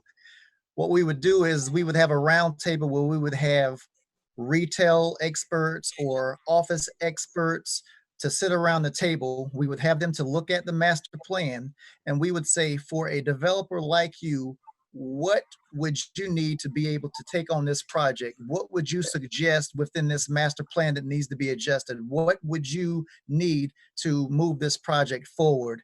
We were going to have a number of round tables with developers that are actually in the Atlanta metro area that actually do this day in and day out. That will help us to refine the master plan even more so that we're not putting infrastructure in places where it's not needed, and it'll answer a lot of the questions, that will provide more value to the master plan. And that would be a part of this outreach. Yes, sir. What strikes me is that makes a lot of sense. But what strikes me is I would think you would want the person coordinating that to be a builder. Because a collaborative firm has the planning services, it makes sense that they would factor into that. I'll scratch that comment. Okay. I'd like to make a motion to approve with discussion. Second. Okay, Councilman Gay. My discussion is that the collaborative firm do in fact bring extensive networking, which was evident with the South Fulton Development Conference that they put on every year. So I think they would do a great job for us. Okay, any other comments? Any other discussion? All right, all those in favor? Aye. Any opposed? Any abstentions? Okay, it's unanimous. Thank you. Item 8D, consideration of an action on a request for approval of the acceptance of a community development block grant And you switched it on me there. Oh, thank you. Award from the Fulton County Department of Community Development for a space clearance project and Phase 2 renovations at Wayman and Bessie Brady Recreation Center located at 3571 Brenningham Drive. Move to approve. Second. All right, all those in favor? Aye. Aye. Okay. Any opposed? Any abstentions? All right, that's unanimous. Item 8E, consideration of an action on a request for approval to receive grant funds from Fulton County Community Development Block Grant for clearing area around Wayman and Bessie Brady Recreation. Move to approve. Second. Second. All those in favor? Aye. Aye. Aye. Aye. All right, that's unanimous. Thank you.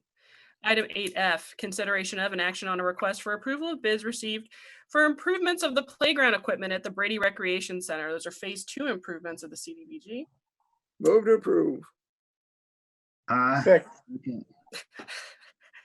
All right, Councilman Clay moved to approve. Who seconded? Councilman Taylor. All right, and all those in favor? Aye. Aye. Aye. Aye. All right, that's unanimous. Thank you.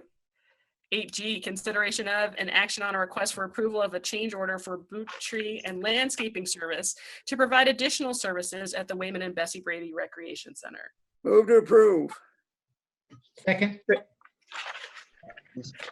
All those in favor? Aye. Aye. Aye with discussion. I have a question. Okay, all right, let's back out of that vote for a second. All right.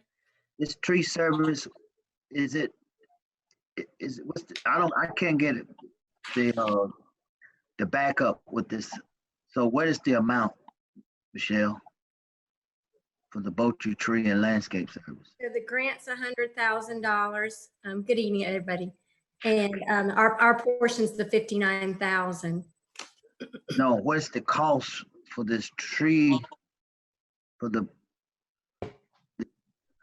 what is the landscape fee for this project? Is it 100,000? Well, the grant's the 100,000. I think our cost, we have to meet it was the 25%, but it's more than just the, it's just the matching funds for that CDBG. I guess where I'm going is, are we bidding out this landscaping service? I understand we're getting a grant for it, but are we bidding it out? This, I think, was a change order for Boutte. They've actually already done some clearing for that Phase 1 for the grant. They're already engaged. Correct. So this is a change order to continue to that Phase 2 for the Brady. So would you please in the future just put change orders? I would know, please. Sure, absolutely.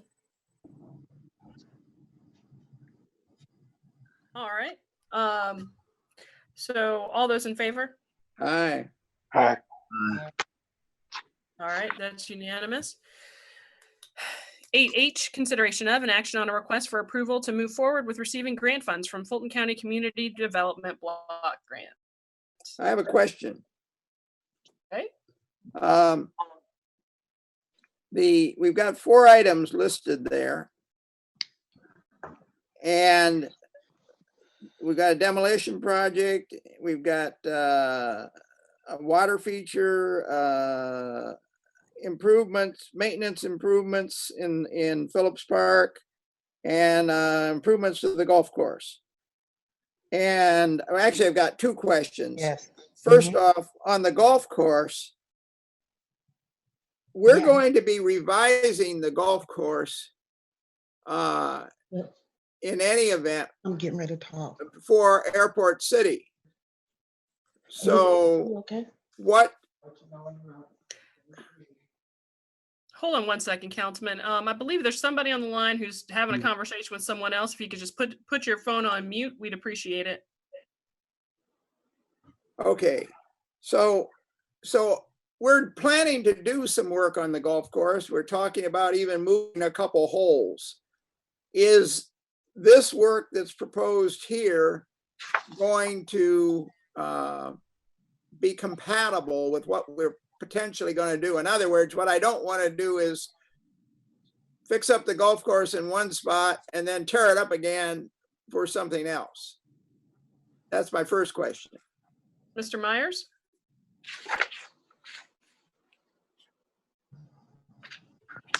Jackson's on. I'm on. I'm not familiar with it being interfered with any of the Airport City projects. Okay. My second question is on the water Unless, feature. unless Michelle's got something. No, they're doing remediation out there and doing some work interior on the clubhouse, but nothing that I would be aware that would be any issues with what we do further. If we Would have to be redone or what have you when we Right. change something. Okay. My next question is on the water feature. This is the only project I think on there that doesn't have a going forward operational cost. So what is the operational cost? If we add this capability, what is the operational cost per year in terms, well, in total, staff, equipment, whatever? You talking about the splash pad? Yes, sir. Oh, okay, because we were talking about golf course. I'm sorry. No, I got my answer on the first one. This is the second one. This is the only Okay. one that has an operational cost associated with it.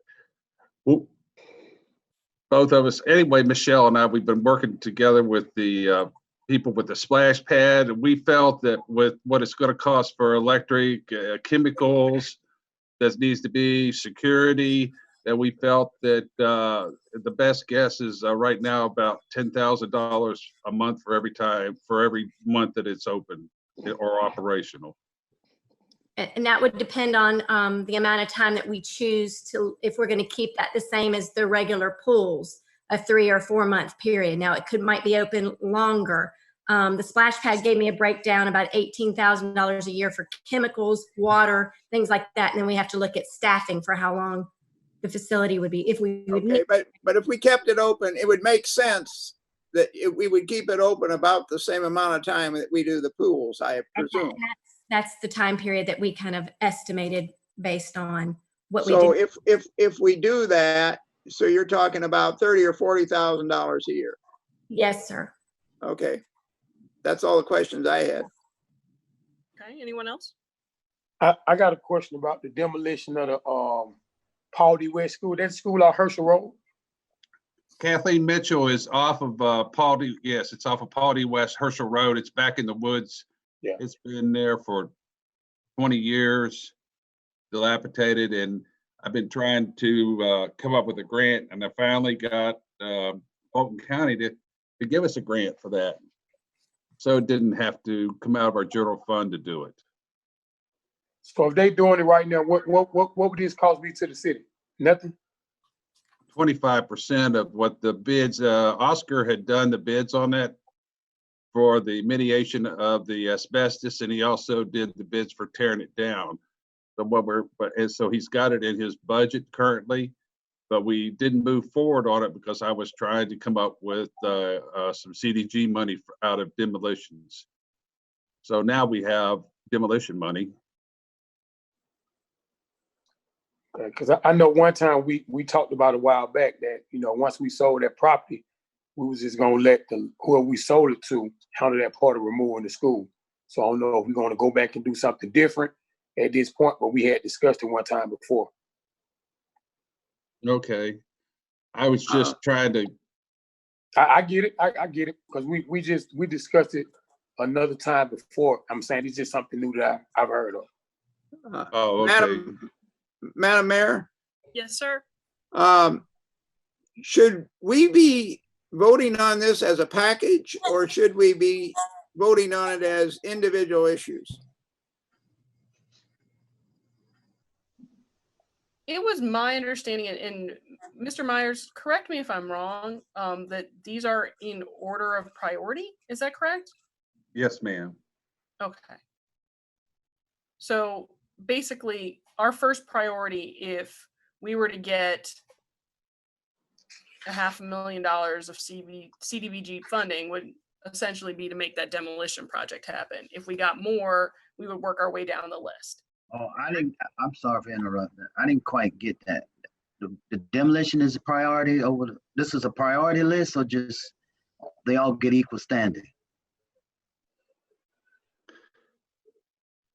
Fulton County was asking us to come up with a priority. And so we had to come up with a priority. And I know it was that Kathleen Mitchell's a long outstanding issue. Well, Ever since I've been there. Look, it's in, I think that, I mean, I want to go back and forth on priority, but the school has been there and, you know, we haven't sold the land. No one can see it. It's not affecting any population. I just don't know why it's a priority. Why is it a priority? Because it's been there for 30 years and it's been an eyesore and it's a place for people to congregate it. And it's bad for even though you can't see it, it's bad for the community and it's got asbestos in it. It's really a health issue too, for people going up there and staying in it. So we might get enough money to do more than one project, or we may get just enough to do one project, but we don't know. My understanding, when I called and talked to them at Fulton County, the commissioner, or Robert Pitts, has approved all 4 projects. Okay. Move to approve. And then they also, this is 2019 money that was not spent. And so I'm getting additional money for 2020. So you saying all the projects are covered, right? That's what I said. All right, so Madam Mayor, I made a motion to approve. Is there a second? I second. Discussion? All right. So we're in a situation where if all these projects added together, I'm just doing some quick math in my head. Let's see, we've got about 800, 900, there's no total at the bottom, which bothers me, but 900, a million, $1,200,000. $1.2 million. And what's the cost to the city for our matching? 20. That column next to it. So yeah, well, it's 360, 380, 430, about a little under $500,000. Right. So I love the idea of getting $1.2 million for $500,000 of our investment, but I'm considering the financial situation that we're in, and do we want to be committing to $500,000 at this point? And I just throw that out as a question. You know, I think with all of the other cuts that are being considered, and I don't think it's that big of a cost based on our total budget with the cuts. Mr. Myers, if we found ourselves in a situation where we were unable to be in a position to match the funds, they would be returned? That's correct. Okay. But I thought it was more like 106,087.80. That's our portion, right? No, our portion, our city matching share, if we receive all above grant funds, would be in the amount of $431,825. Correct. Yeah. But if we can't match it, it doesn't happen. That's correct. So do we have to match it all, or can, let's say if it's 4, if we match 3 of them, can we take those 3, or we got to do them all or nothing? I think each project, correct? Yes. I can't answer. Only thing I can answer about is what I've talked to Fulton County about. I don't know if we can, we've never talked about cherry picking a project. Okay. Any other questions? There's been a motion and a second. All those in favor? Aye. All those opposed? Abstain. I'll abstain. I don't see how we can spend the money now, but All right. Councilman Gay and Councilman Taylor voted in the affirmative. Councilman Clay and Councilman Allen abstained. Therefore, the motion passes. Thank you. 8I, consideration of an action on a request for approval to move forward with the purchase and installation of decorative lighting on Main Street from Harvard Avenue to John Wesley Avenue. I move to approve. Can we afford it? I'll second. Councilman Allen on the second. Well, let's go back and answer that question. What, I think $24,000. 24,100. That compares very favorably with what was it, Mayor? 431,000.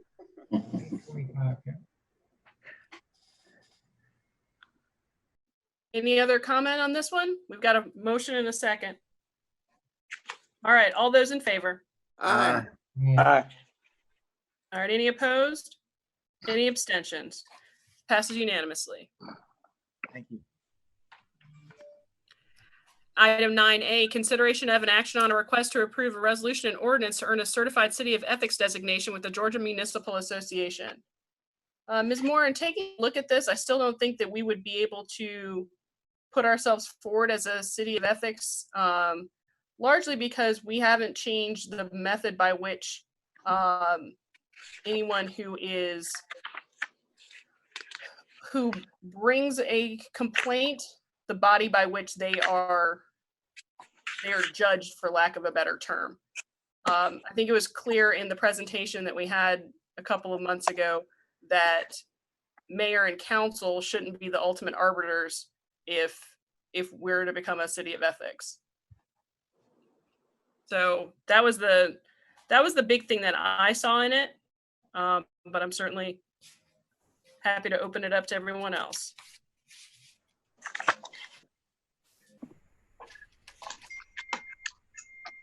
I got my objections answered. I had a couple, 3 or 4 things, I guess it was, that I had brought up that I got answers to. In fact, I think Winston, I think the changes were made that were relevant to the questions I asked. Is that correct? I can't hear you, Winston. Your mic is muted. Unmute your mic. Thank you. I did. Yes, sir. But you're correct. We endeavored to answer your questions and resolve your concerns. I hope they were to your satisfaction. But Madam Mayor, your concerns are certainly very valid. I'm not certain that we created a separate ethics board that would adjudicate those concerns, that would adjudicate ethics complaints. And so if that's the holdup, then I'll take a look at that. But I thought we'd addressed that, but I haven't looked at it in a day or so for that particular provision. And so I'm going to have to address myself to that, because it would make no sense to pass that we're not going to get the certification as a city of ethics. Right. I think that there were at least 3 different configurations of panels, and even one of them even included the municipal judge. And I don't necessarily have a strong preference as to which one of those we select, but I know that the mayor and council hearing and rendering decisions on all ethics complaints isn't going to pass muster for the GMA certification. Well, Mayor, in light of that, I certainly would agree with that. Then I think my recommendation then would be to defer action on this item until the next meeting. Okay. Is there a motion to defer action on this item? I'll make that motion but I'd like to add to it that we should be giving city attorney some guidance. If there are 3 different ways of doing it, are you going to come up with 3 different proposals and we pick one, or would you like some guidance as to how we'd really like you to do it? I certainly would like some guidance so we don't have to do this again. Fair enough. Let's provide guidance in the interim. Councilman Clay has made a motion to defer. Is there a second? I second. All right. Councilman Taylor has seconded. All those in favor of deferring to the next meeting? Aye. Aye. Any opposed? Any abstentions? All right, that motion passes. Item 9B, consideration of an action on a request for approval of a revised mayor and council departmental budget meeting schedule for fiscal year 2021, as well as an opportunity for general policy direction by elected leadership. Mr. Moore? This is simply a revision to the previous proposed budget calendar. The original budget calendar approved early this year began on March 26th. The structure was March 26th, April 8th, April 15th, April 21st, April 22nd. Of course, given the current state of affairs, that necessitated the Office of the City Manager and the Department of Finance and Accounting having to revisit revenue and expenditure forecasts. We took time to accomplish that, resulting in the first meeting now taking place April 8th, April 15th. Excuse me, the first meeting, April 8th, this coming Wednesday, followed by April 15th, April 21st, April 22nd, and April 29th. So that is the revised budget calendar. And on an ancillary note, we also are scheduled to have a strategic planning engagement for the Office of the City Manager and Mayor and City Council on Monday, April 13th. So as an ancillary footnote, I just wish to offer a reminder to that effect. So with that, we are prepared to offer our recommendations as we've submitted documentation over the weekend. All right. Any questions? I have a question. We shifted the schedule out, basically. Is that true, City Manager? That's correct, sir. And we added one date. Correct, sir. That additional date would be April 29th. Okay. And I will move to approve that. Okay. Second? Is there a second? Second. All right, Councilman Taylor. All those in favor? Aye. Aye. All those opposed? Any abstentions? Okay, I didn't hear everyone. So Councilman Clay, you're in favor? Aye. Councilman Taylor? Aye. Councilman Gay? Aye. Councilman Allen? Aye. All right, unanimous. Thank you very much, gentlemen. I appreciate it. Item 10A, consideration of an action on a request from Power Director Hugh Richardson for approval of his recommendation on the disbursement of the MEAG Power 2019 year-end settlement fund. Mr. Richardson. Motion to approve. Second. Okay. All right. All those in favor? Aye. Aye. Aye. Aye. All right, that's unanimous.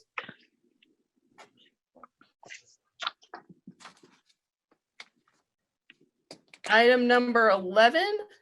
Madam I'm Mayor, sorry. I'm sorry. There's a 10B. B. 10B. I apologize. And 10B is written somewhere right here next to me. But if somebody wants to tell me what it is before I find it, that's fine too. Vida, attorney, board membership conduct. Oh, that's not on the, oh, that was on the agenda. Okay. So 10C is the one that we added. Okay. All right. Thank you. 10B, Vida board membership conduct. Okay. We give this one to Mr. Lee. Are you there, Mr. Lee?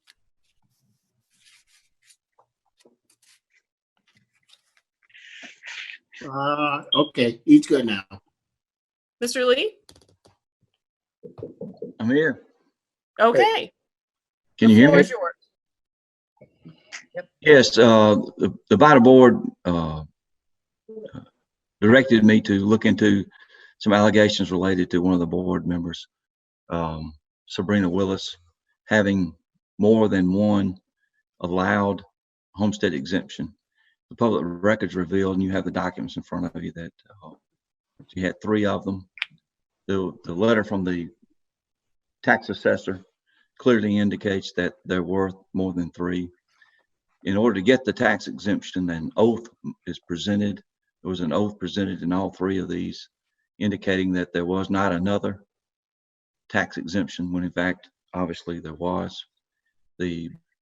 Felt this should be something that is presented to the body that appoints the board member, that being the mayor and city council. And these facts are of public record, and I bring them to you on behalf of the VITA board, indicating that the board member had more than one tax exemption allowed by law. It's apparent that since this has come up, that the board member has gone and paid the back taxes that were exempted inappropriately.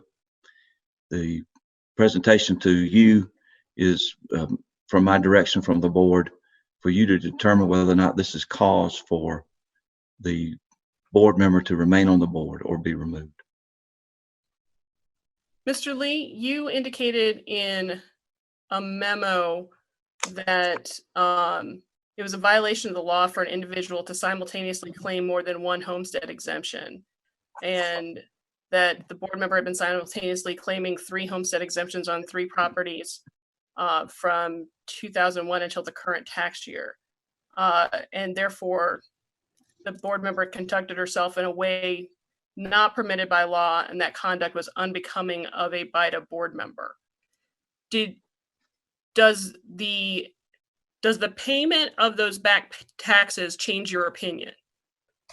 No, I would submit to you that it is an admission that what we've presented to you is accurate.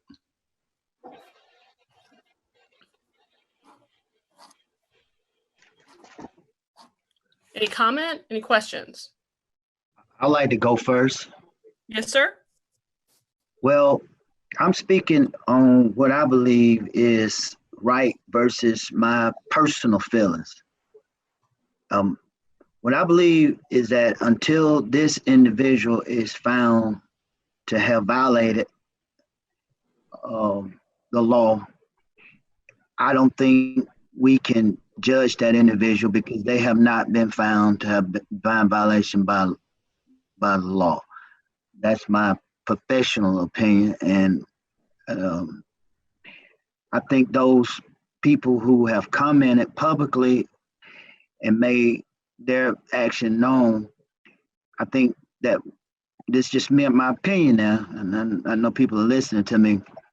I think we just need to stop attacking this one individual because there's a lot to go around. And if we just continue to attack this one individual, I don't think it's fair.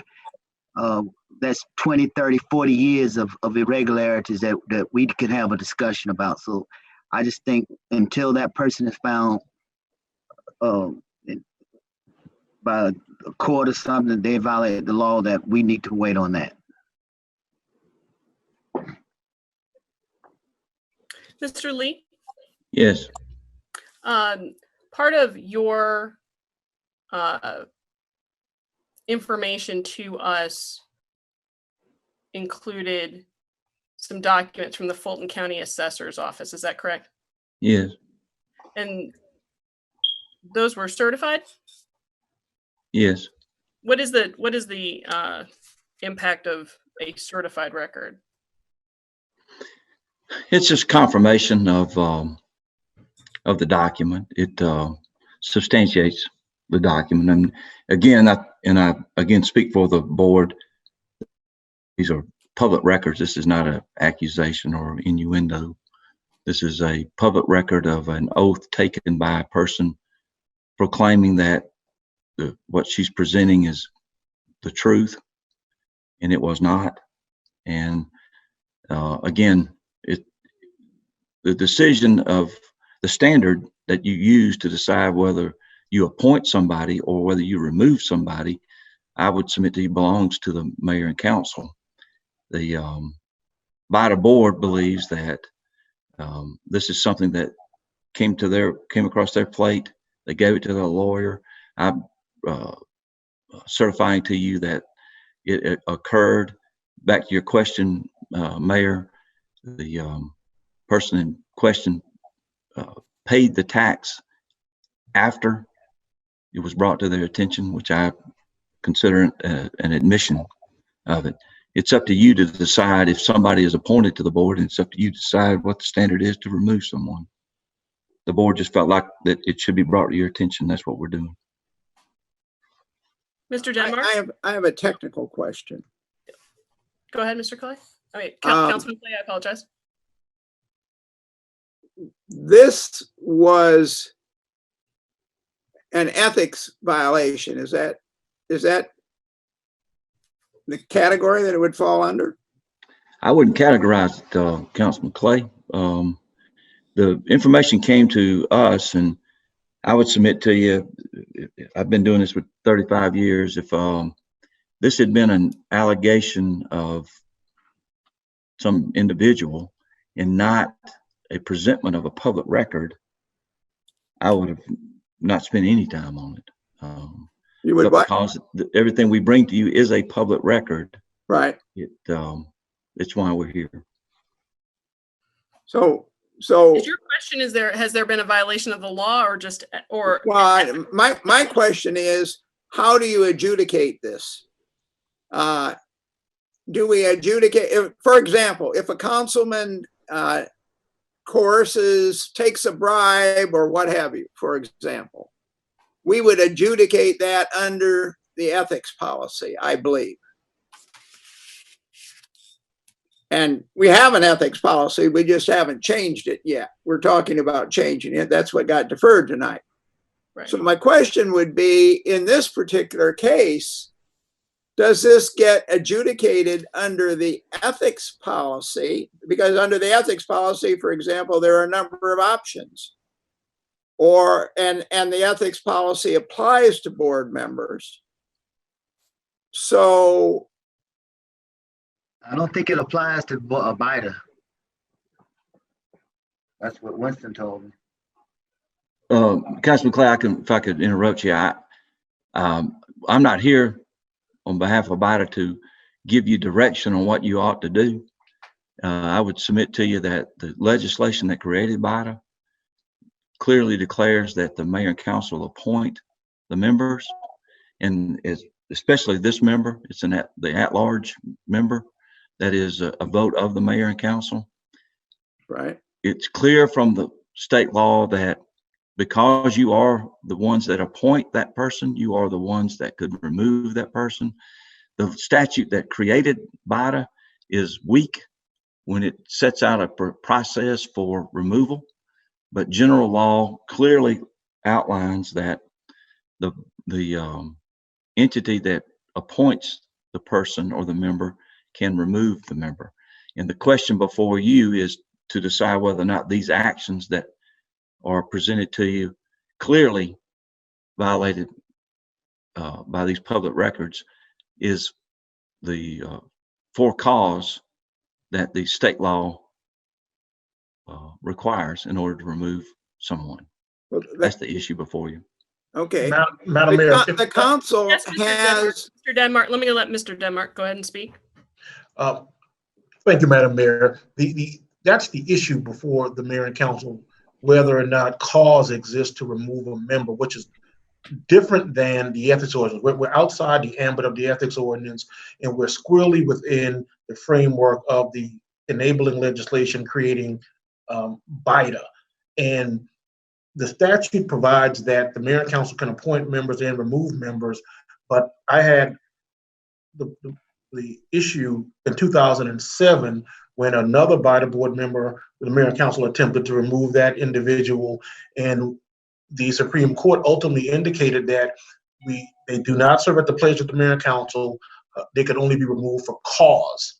And the mayor and council have to give the individual certain due process rights to be heard before they can remove them for cause. So what I will say to you is that this is not an ethics matter. This is a matter arising under the BIDA statute that the Supreme Court has indicated. So it's a separate process altogether from our ethics procedures. That's the first thing. And secondly, within the framework of the BIDA enabling legislation, we can remove for cause, but only after a hearing.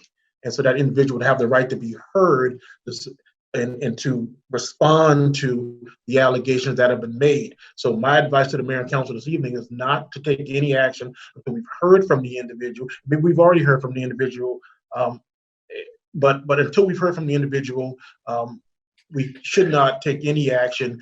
But once we've heard from the individual, the question becomes, does this allegation rise to the level of cause? And that would be the issue before the mayor and council. So, Winston, somebody's got their volume turned up again, it sounds like. So my question then would be, what constitutes a hearing? And I'm sure Mayor, being an ex-judge, is very familiar with hearings. So between the two of you, what would be the format of the process that we would follow going forward to adjudicate, for want of a better word, this? Well, I would say it's just the minimum requisites of due process. Here are the charges. What do you have to say? Once an individual has had the opportunity to say what they want to say, then that would be the extent of it. So it can be as simple as that, or as elaborate as the mayor and council would choose to make it. But the minimum requirements of due process is notice in a hearing. And a hearing means just an opportunity to be heard, to tell their side of the story. And that would be the minimum requirements of due process, even though you could afford greater due process protections if you so elected. So would this be like a special called meeting then, for example? It wouldn't. I mean, we could have done it tonight. The level of formality doesn't have to be extraordinarily high. It could be as simple as, what do you have to say? And we could do it right now. I need that paperwork. Okay, so you require a quorum though to do this, correct? Yeah. Obviously, it would be yes, sir. To have any kind of meeting. Okay, Mr. Lee. That's all I had technically. Mr. Lee. I would just hasten to say, Mayor, that I agree 100% with what Lawyer Denmark has said. To again, here on behalf of the board, we bring this to the body that appoints the membership to the body board.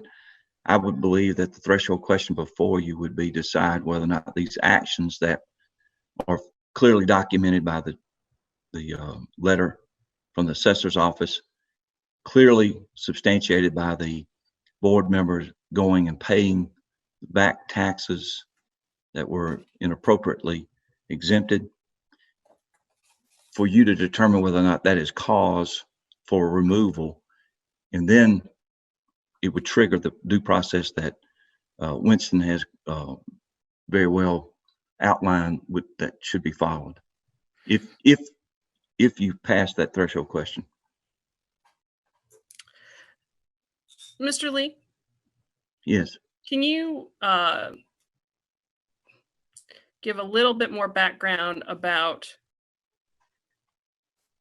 the nature of 3 exemptions at one time? It's my understanding there were some issues with different spellings of names and marital status and the like. Is that correct? The applications that were made in what I would submit to you 3 different versions of the name Sabrina, and they were made at different times. And those are the documents are before you. And again, back to your question earlier about the subsequent payment or repayment to the county and thus the city for the taxes that were improperly exempted, admits that those should not have been paid, that those should not have been exempted.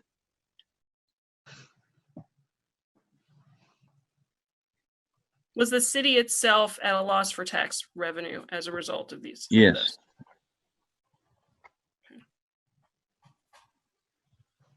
Yes, it was.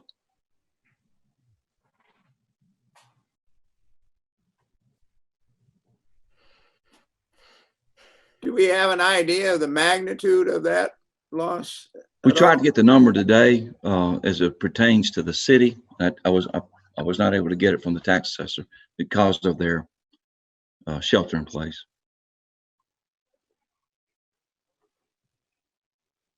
Okay, so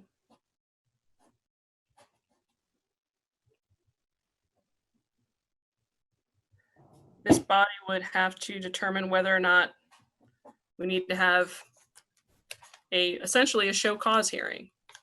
You need to decide, Mayor, you need to decide if in fact this shows that a person on the BIDA board appointed by the mayor council gained more than one homestead exemption contrary to the state law, and it does declare that it is a crime to do that because you swear to it. If that rises to the level of cause as outlined by the city attorney, that would make a way for a removal of a BIDA board member. Mr. Denmark, what is your opinion? Opinion as to what, Madam Mayor? Does this conduct rise to the level of cause for removal? Well, that's the ultimate question for the mayor, and I don't mean to be coy, but that's ultimately the question for the mayor and council to decide. What I would say is this: if the mayor and council reviewed the documentation, heard from Ms. Willis, and concluded that she did commit the acts as alleged, that is claiming more than one homestead exemption, and she did that deliberately and knowingly, if you made that determination, in my opinion, that would be defensible as cause within the meaning of the law. Okay. So you're saying we need to hear from her? Yes, sir. I mean, we in 2007, the Supreme Court issued the opinion in the April Wyatt case, when the mayor and council at that time attempted to move Ms. Wyatt from the BIDA board because she didn't live in a particular ward, even though the BIDA enabling law does not require BIDA members to live in particular wards. And that basis was found to be inadequate, especially since Ms. Wyatt was not afforded a hearing. And so the lesson that we learned from the April Wyatt case is before we can remove a BIDA member, we have to have cause. And secondarily, we have to allow that individual to be heard. And so I would urge the mayor and council to learn from our experience in the past and allow Ms. Willis to be heard. And if we make the threshold determination that this rises to the level of cause, then we can hear from Ms. Willis. And at that point, once we've heard everything, reviewed all of the information, the documents, and heard from Ms. Willis, then the mayor and council will be in a position to make the ultimate determination as to whether or not she should be removed from the BIDA board. So at this point, I'm sorry, at this point, we need to determine whether or not there's consensus among council as to whether or not this rises to cause. Is that fair? Yes.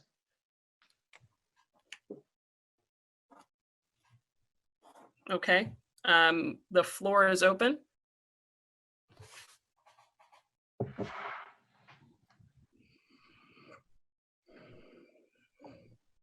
Gentlemen. I think I would like to hear from Ms. Willis before I made that decision. Well, I think we need to determine whether or not we have to, I think we need to determine whether or not this is something that we even take to a hearing, whether or not the allegations rise to the level of cause for consideration of removal. Am I correct, gentlemen? Yes.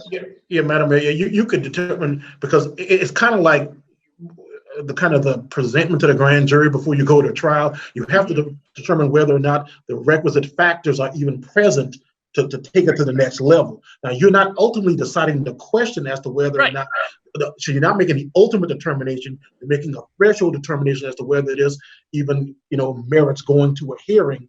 And so you have to hear enough that would cause you to believe, okay, what we're hearing right now, serious and substantial. We're not deciding the ultimate question, but this is serious and substantial, and we need to go to a hearing to get all of the facts to make the ultimate determination. So what is the determination of the body? Is this serious and substantial enough, the allegation of 3 simultaneous homestead exemptions for at least, I believe, at least going back more than a decade? Is it substantial enough to rise to the point where we need to have a hearing in regard to it? I feel like that we should do whatever it takes to get Ms. Willis in front of us to find out. It could be a misunderstanding. From some of the stuff I've been hearing, it's 2 or 3 different stories. So I think the best way to find out what's going on, if she be able to sit in front of us and tell us what's going on. Whatever that take for us to do as a body to get Ms. Willis in front of us and find out exactly what it is, to be fair to her, I think that's what we need to do. Okay. I think that's well said. I agree with that. Okay. Councilman Gay? Aye. Okay. All right. So the determination of the body is that we will move forward on a hearing at the next meeting in regard to this issue with the BIDA member, Sabrina Willis.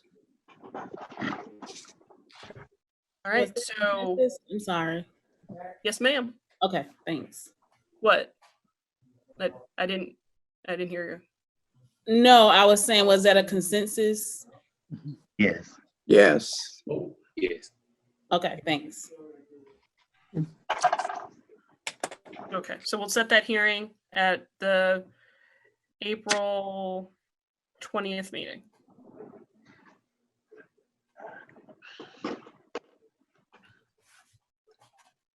Okay. Item 10C.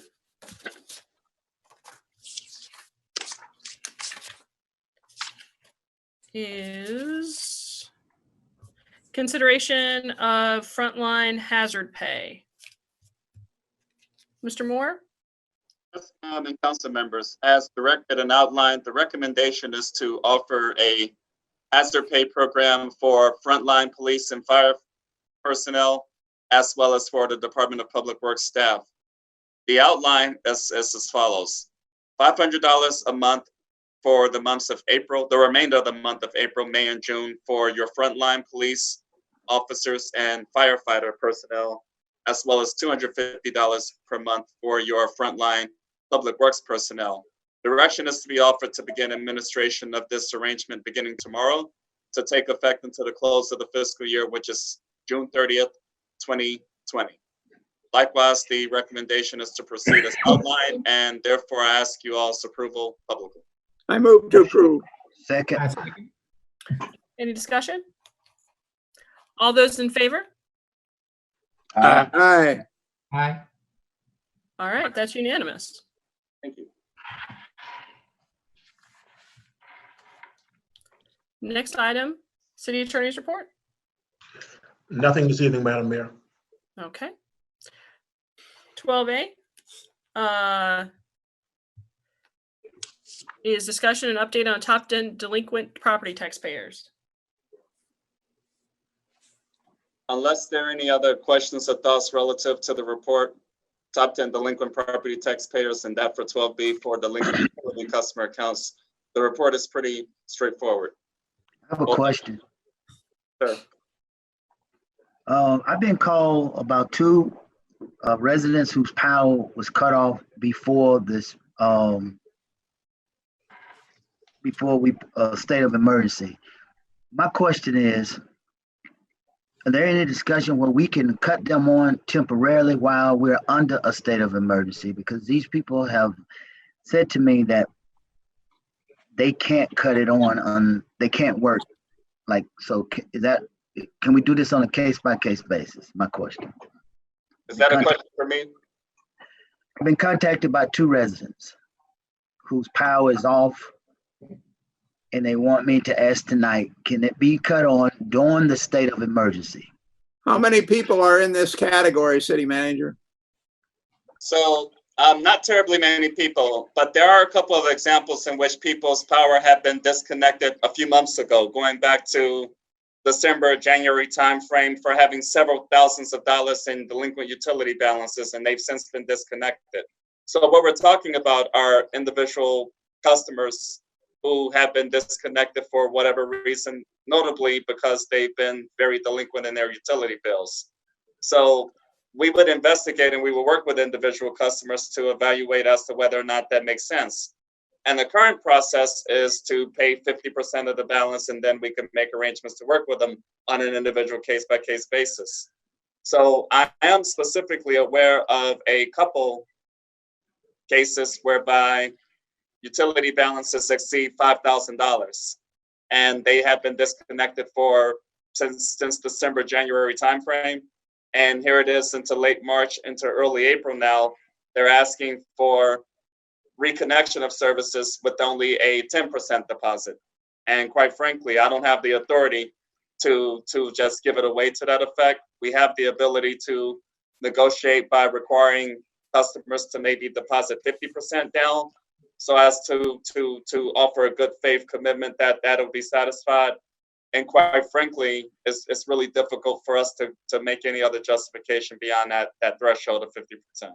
So how many are there overall that fit this category though? Just two? Two that specifically were brought to my attention, but there are more than two. There are several. I don't have the specific number. I'm just looking for a rough magnitude. Are we talking 100, 50, 25, 10, 5, 2? It could be possibly anywhere between 25 and 50. Wow. I'm only aware of two people that have called me. One constituent who's brought $400 to us, and it's just as a good faith. They only want their power on during the emergency, the ordinance that we're under. That's my request. And these people have kids, students, children.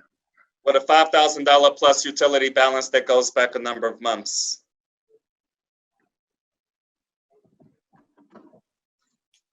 Well, I don't think they want to have power. I don't think they're looking to have power without paying. We're under unusual conditions, and there are only two people that have called me, and one was calling me by a council member, and the other one was calling me by. So there's only two people that I'm advocating for.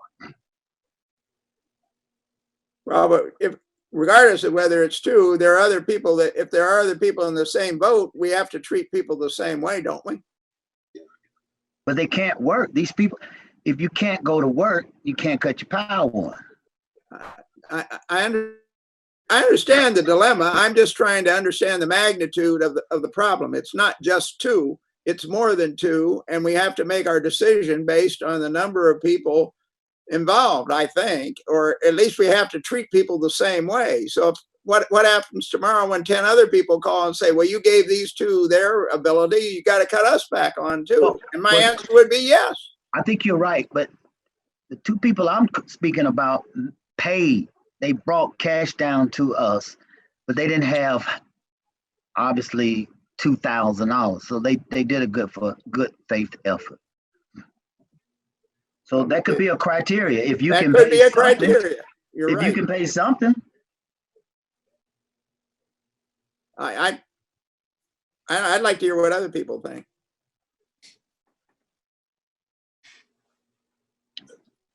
I think these are unusual circumstances, and we need to look at some unusual things that are going on and try to help out some of these people. I mean, we're spending a lot of money to do other things. We sure should spend some money to help the citizens or help the entrepreneurs that need help in the city. I don't know how we do that, but that's. I would agree it's an unusual dilemma because those people who are cut off, even if they could get a job to work at home, they can't work at home without power. So they're presumably they didn't have a job, or they were in a bad circumstance to begin with, or they wouldn't have gotten behind in their power bill. Now they can't even do work at home, or they're, to Councilman Gay's point, their children can't effectively be educated at home without power. At least, I don't know. I think it would be rather difficult. What do you think, City Manager? I understand the frustration. Let me put it this way. There's a lot of people in a lot of circumstances that have been advantaged in some way. God knows we've all been disadvantaged, but in some ways they've been advantaged in that courts aren't open. We're not cutting people off these days for power bills, et cetera, et cetera. So there is a little bit of silver lining in the cloud. I don't know. I agree with Councilman Allen that these are difficult times. We need to take care of our people. On the other hand, our city is going to see significant, and you've heard me say this before, significant reductions in revenue. And we have not even counted, at least I have not counted, what the reduction in power revenue could be if people don't pay their power bills. And we're not cutting them off. So there's a long cutoff list that we have every council meeting that shows that people get cut off and then they come up with money and they get cut back on. So we still have to pay our power bill to MEAG, and we're all in this together. So I'm very sympathetic to the people that are in that situation with the power bill. At the same time, we may have to make greater budget cuts than we were planning to make, which will reduce possibly some city services, or maybe I don't know what they're going to be. I haven't seen the budget yet, the revised budget, but it could be maybe you only get one garbage pickup a week. I don't know what it is, but we have to start thinking about things like that. So we need to strike a balance. I understand what Councilman Gay is saying. I think he makes a good point. But gentlemen, yes. A few weeks ago, we directed a program in which a commitment was made to not engage in any cutoffs, regardless of what the balance was, for a 30-day period of time. So that will take us into the month of April. So taking under consideration the current state of affairs, that was the direction that was offered. That is the commitment that city administration made in response to being helpful to individuals who may be in tough circumstances. However, we are dealing with much older account balances going back a number of months, well in advance of this particular experience. And so that's part of the balance that needs to be struck, if any way at all. So the best remedy we thought was appropriate was for a 50% down payment deposit. In the industry, the entire balance is oftentimes required upfront, Georgia Power, other MEAC communities, et cetera. So in the city of College Park, even at 50% down payment is still far more lenient than the vast majority of electric distribution utilities. So I think the city of College Park is very, very responsive in that regard, but a less than 10% down payment hardly represents a good faith commitment or outcome. And individuals have been advised to that effect whenever they did contact staff regarding some opportunity or ability to have their utilities resumed. So Councilman Clay, you're asking about my thoughts. I'm sorry? I said while we were under state of emergency, I mean, we just spent $18 to light up some trees. These are people in the dark. They want to go home with light, and I think we can afford to make an exception, and we can take it on a case-by-case basis. You want to finish, Terrence? Sure. So again, when the emergency environment came down the pike, direction was offered to not engage in any disconnections, even if there were individuals who were delinquent, whatever the case may be. So that's a separate category from individuals who had been delinquent far in advance of any of these circumstances. And so I think, if I may, I think there's a comfort level of working with individuals, particularly in the current state of affairs, the trying times in which we're all experiencing.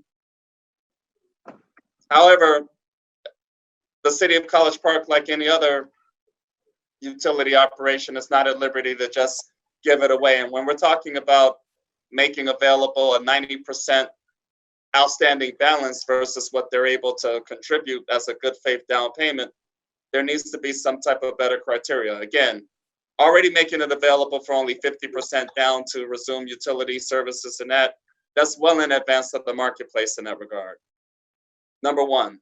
Number two. Sorry, go ahead. That's okay. Number two, direction had been offered back in March to not engage in any disconnections at all for the period of time. So what we're talking about are individuals who had previously been disconnected a number of months beforehand. So it's a bit of a challenging question because, again, we're talking about mutually exclusive events, one event involving the current state of affairs, and thus the arrangements I just talked about haven't been made. The second, of course, are outstanding delinquencies that goes back months prior, in which there are several $1,000s or more that are haven't been reconciled or haven't been satisfied. I think number one, we never should have a residence with $5,000 balance anyway, because we That's correct. addressed that months ago. That's They never correct. should have a $5,000 bill anyway. I do agree with Councilman Gay. It is a few people calling. I talked with a guy myself. I think we're gonna have to find a way to help these people out until this crisis is over. Councilman Gay, I don't know if you want to make a motion. If you do, I second the motion. I just think we got to do something to help these people. Let me make a suggestion. If we want to do something, these people are going to get something from the federal government, as I understand it, $1,200, $400 per child or something to that. I don't remember the exact numbers. What if we throw these people in, give them a break, throw them into the pot with all the other people that are behind and have not been disconnected because of the moratorium that we put on disconnects, and they're in that same pot. And whatever we end up doing with those people that we have not disconnected, we do with them. So if the end of 30 days, we say, well, the moratorium's over, pay up or get disconnected, then these people get disconnected. I'll throw that out as a possibility. I think we all need to keep in mind that no matter what we decide, we still owe $2 million a month to MEAG. That doesn't go away. Okay, I'm sorry, go ahead. And I understand that this is a time when we need to be compassionate. This is a time where we need to be understanding, because this is it's an incredibly uncertain time for so many people. It is also an uncertain time for us as a city. So we need to find a balance between being humane, but also recognizing that our obligations don't go away either. Because I've already been told in no uncertain terms, MEAG will sue us if we do not pay our money. So we have a responsibility to our citizens to be compassionate, to be understanding during this time, but we also have a responsibility to those that we have obligations to ensure that we're doing everything to keep the city fiscally sound. So for folks who are sitting in the dark when this pandemic approaches, tell me what the difference is now. I would like the same conversation when we be spending money on other stuff. I guess what I'm trying to say is, we're putting too much into a couple people who call and said, look, man, I'm sitting in the dark and I brought $400 down. I owe you guys $4,000. Can you please cut my lights on because your city has given us a curfew. Your city has shut us down. Your government has said we can't go to work. I don't know what these people can do tomorrow. I don't know what their occupations are. They may could go find some money, but we as a government, the other thing is, I'm going to make a motion that we, on a case-by-case basis, restore the service of those customers who are out while we're under the curfew. Not the curfew, but the state of emergency. That's my motion. I second. Hold on a second. On a case-by-case basis, we restore everyone? I mean, is I've that only your been, motion? I've only been contacted by 2 people, but if you want to be fair to, you're thinking that more people will call. I'm simply saying my motion is that we restore the power of those residents who power is off while we're under a state of emergency. That's 30 days. We can deal with it in 30 days from today. No, Once the state- so we turn everyone's lights back on regardless of when they were turned off. I don't think everyone is gonna call. I don't know of any other body who's calling this. Just 2 people who have said they're in the dark. But people should not be sitting in the dark while we are in a state of an emergency. It's not even safe. It's not even practical. It's not even about compassion. It's about good business. Those are customers. They know they gotta pay their bill, but when we out of the state of emergency, then we can revisit it. That's my motion. So we're talking about 2 people? Whoever called the city manager. Hold on, Councilman, hold on.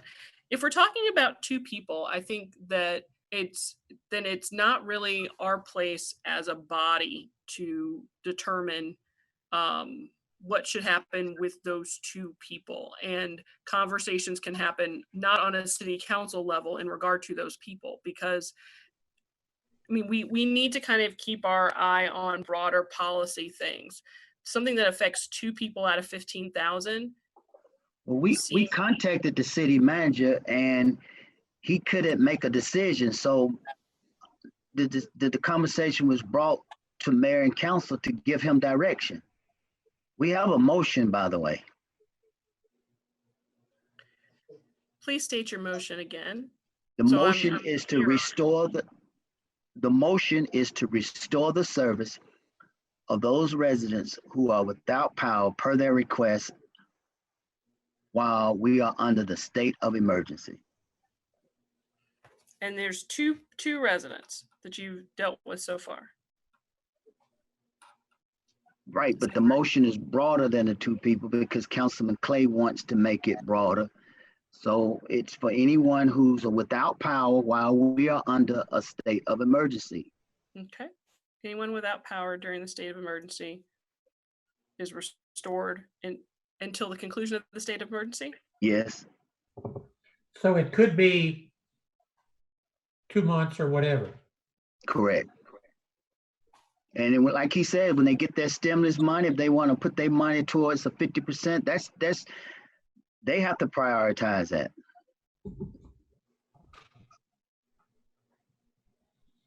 This may require relooking at the budget cuts then, because I don't know what, I haven't looked at the budget. I don't know what we're assuming is going to be our losses in power this year. But there will be losses, I guarantee you. I'd like to have a better idea from Ms. Flor Bradley and Mr. Moore. How many people we're looking at here and what their arrears are? Mayor, can you hear me? This is Althea. I'm on the phone with Lisa Keels now. She's trying to pull up the number of individuals currently disconnected. She's running the report right now while we're on the phone, because I don't have an idea as of yet, but she's running the report right now. Okay. If you could just give us a second, hold on. Keep in mind, though, regardless of the number now, that number will grow given that we have made the decision that we make in a public forum. Well, if they're disconnected, they're disconnected. I realize that, but there will be additional people that will choose to be in a situation where they would be disconnected, but are not. And not pay the bill. And absolutely, that's going to happen. But the councilman's motion is to is to essentially keep people connected through the pendency of this state of emergency. Correct. We have said as a body that we are not going to disconnect anyone, at least until April 16th. Correct. And I would presume that. No, the motion is to restore power of those customers who are without power. Yes. Not So that's a who, finite number of people. We're not turning people off. So the no, these question is, people are already off. how many people are we looking at and what are the arrears for those people? But it's just for the state, it's just while we're under state of emergency. I can't think that that many people are sitting around with the lights on. I can't think that we have those many people at home in the dark. Most of these people who are delinquent have since moved. I just find it hard to believe if we got people sitting in the dark, we got a bigger problem because they shouldn't be at home in the dark. We have an ordinance that you can't have stand-up resident without power. So Why don't we wait for Ms. Philord Bradley to get the information? They're running the numbers right now and we'll see.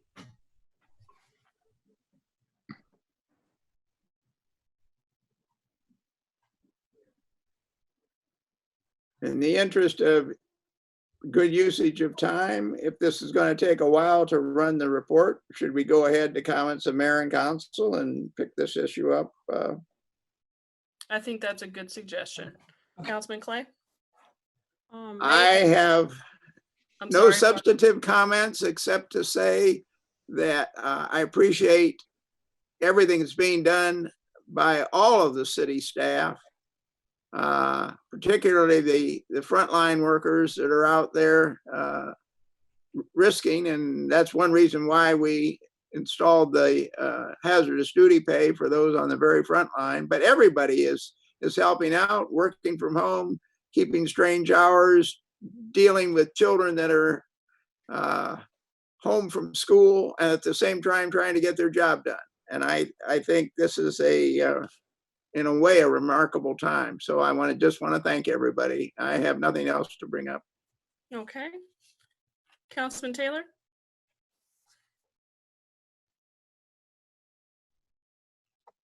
Councilman Taylor? His mic is muted. No, I unmuted him from my end. There we go. Yes, I want to thank the Ignite program. They did a great job helping out in the community with lunches from Woodward Academy and stuff like that.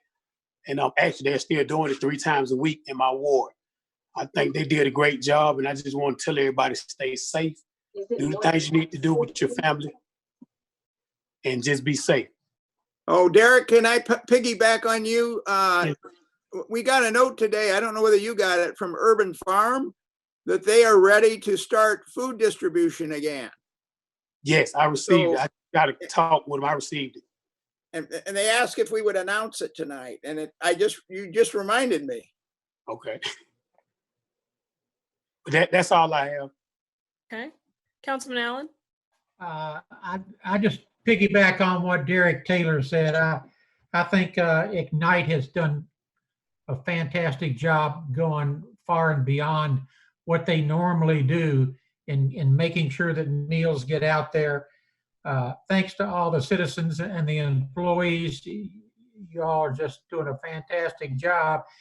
And I don't know how Officer Landrum is. I hope he's doing much better. I don't know if the police chief's on, but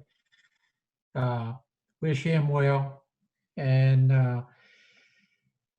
the small businesses, just hang in there. Do everything you can. We need to help you out whenever we can, but stay home, wear your masks, wear gloves, stay 6 foot apart. You know, we don't need this to spread anymore. And that's all I can say. Thanks to all the citizens for everything they do. Okay, Councilman Gay? I concur with those comments as well. We also are actually picking up food from Metro Urban Farms and delivering it by social distances to residents. We only have the resources for Ward 4. So anybody would like to call Bobby and add their name, we will bring those groceries to their front door and call them so they can come out and get it. And thank you to all the other city employees for all the great work and the great attitudes. Okay. Chief Williford sent me a message saying that Sergeant Landrum is at home recovering, and we are so grateful as a city for his work and the work that the College Park Police Department does on a daily basis to keep us all safe. And certainly this weekend's events remind us of how grateful we are that we have such a brave and dedicated group of folks protecting us on a daily basis. And so we are all, Sergeant Landrum is in everyone's prayers, and certainly all the men and women of the College Park Police Department and all of our first responders. The chief and I talked about the installation of a stop sign at Victoria and Cambridge. It is currently a two-way stop, and I've gotten feedback that folks are interested in that being a four-way stop. And if there is no strong opposition from anyone, I would like to task the chief and his folks into making the determination as to whether or not that would be appropriate at that intersection. I don't have a problem with that. All right, hearing none. Okay, so we'll just go ahead and make sure they can make that determination on their own, but certainly the citizens in that area have been somewhat concerned with it. So hopefully we can move forward on that and improve public safety in that area. And Mr. Denmark.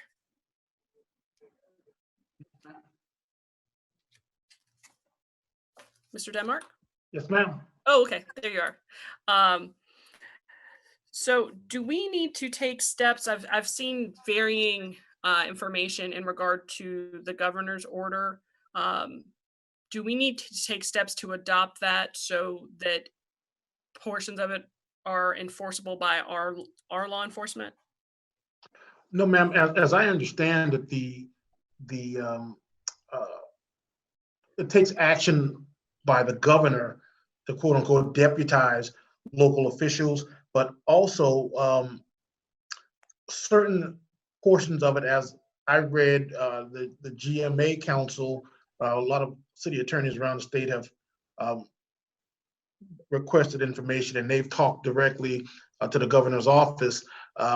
We're empowered to do some of that stuff anyway, and then the governor's going to consider deputizing local officials or municipal officials, even though sheriffs already are. So it's kind of a three-layered thing that probably requires a little bit more study before I would recommend to the mayor and council that we take any official action.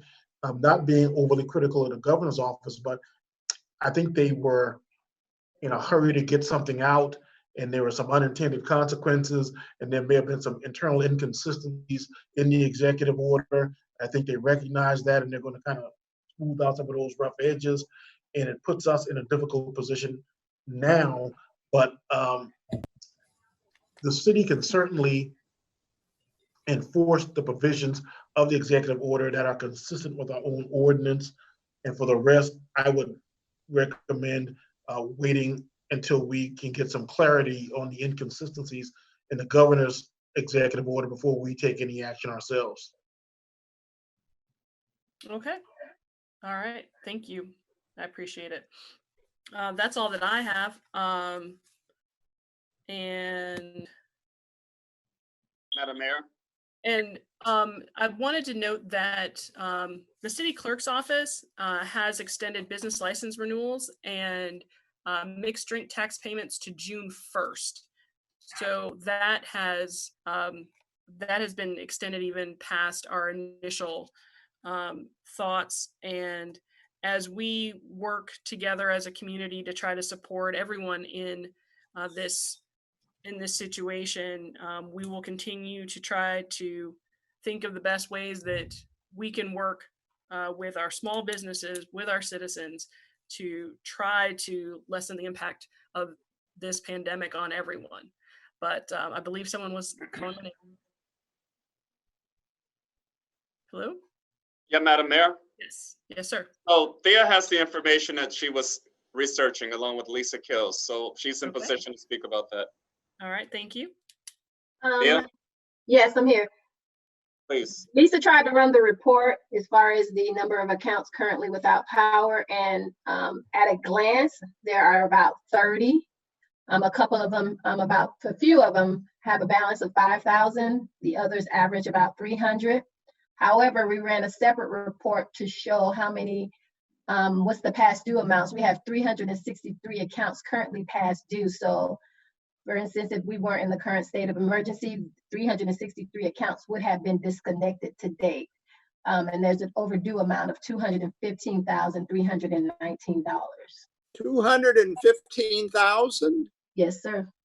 I have that report. I can send you that one, but the other report, as far as accounts, active accounts without power, she has to do some more work to that, but I have an actual report that shows overdue amounts and the number of accounts. Are those just residential accounts, or does that include? Primarily residential, but there are some commercial accounts. Well, that's a huge number. It's a lot more than 30 times 300. So there must be some really big bills in there that aren't being paid. No, there's 363 accounts total that are Yes. past. Correct. 363. Oh, 363 accounts. Accounts that total. are past due right now. Correct.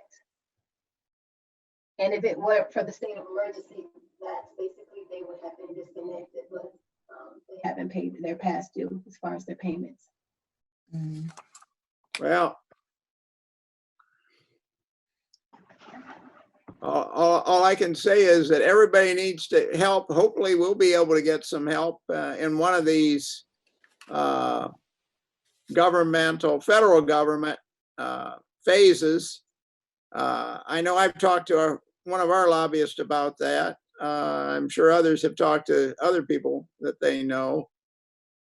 And that will help us perhaps a little bit, but everybody needs to contribute. So if you get money from the government, you need to pay part of your partial power bill.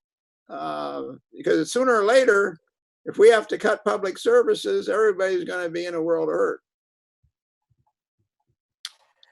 All right, so we're returning to Councilman Gay's motion. We've gotten more information. So we've got about 30 accounts with approximately an average of $300 that have been shut off. Correct. And there's a couple of them you said that were in the $5,000 range? Yes, ma'am. Okay. So how much money in the 30 accounts?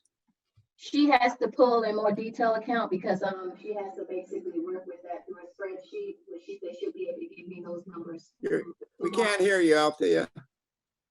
Right now, she has to do a little bit more work to the spreadsheet she's working in. The system doesn't provide her with the exact information because the way it's pulling in. So Right. she's gonna work on that tonight and send me that report tomorrow. Well, we know it's at least $10,000 because we have two that are 5,000. We have about 3 that are 5,000. So it's Okay, probably 15,000, and then over you've got 20,000. 300 average for 28 or 27 or something. You know how many are over 1,000? No, I don't have that report in front of me. Lisa, Lisa, can you hear me? Yes. Lisa? Yes, I can hear you. Do we have any accounts over 1,000 in that report you're reviewing? No. No. Okay. They average around $300.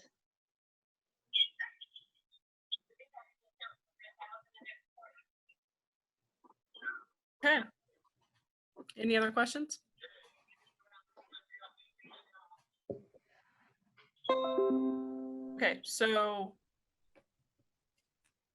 again, the motion is that anyone without power is restored until the conclusion of the state of the emergency. And I believe Councilman Gay made the motion. Councilman Taylor seconded. All those in favor? Aye.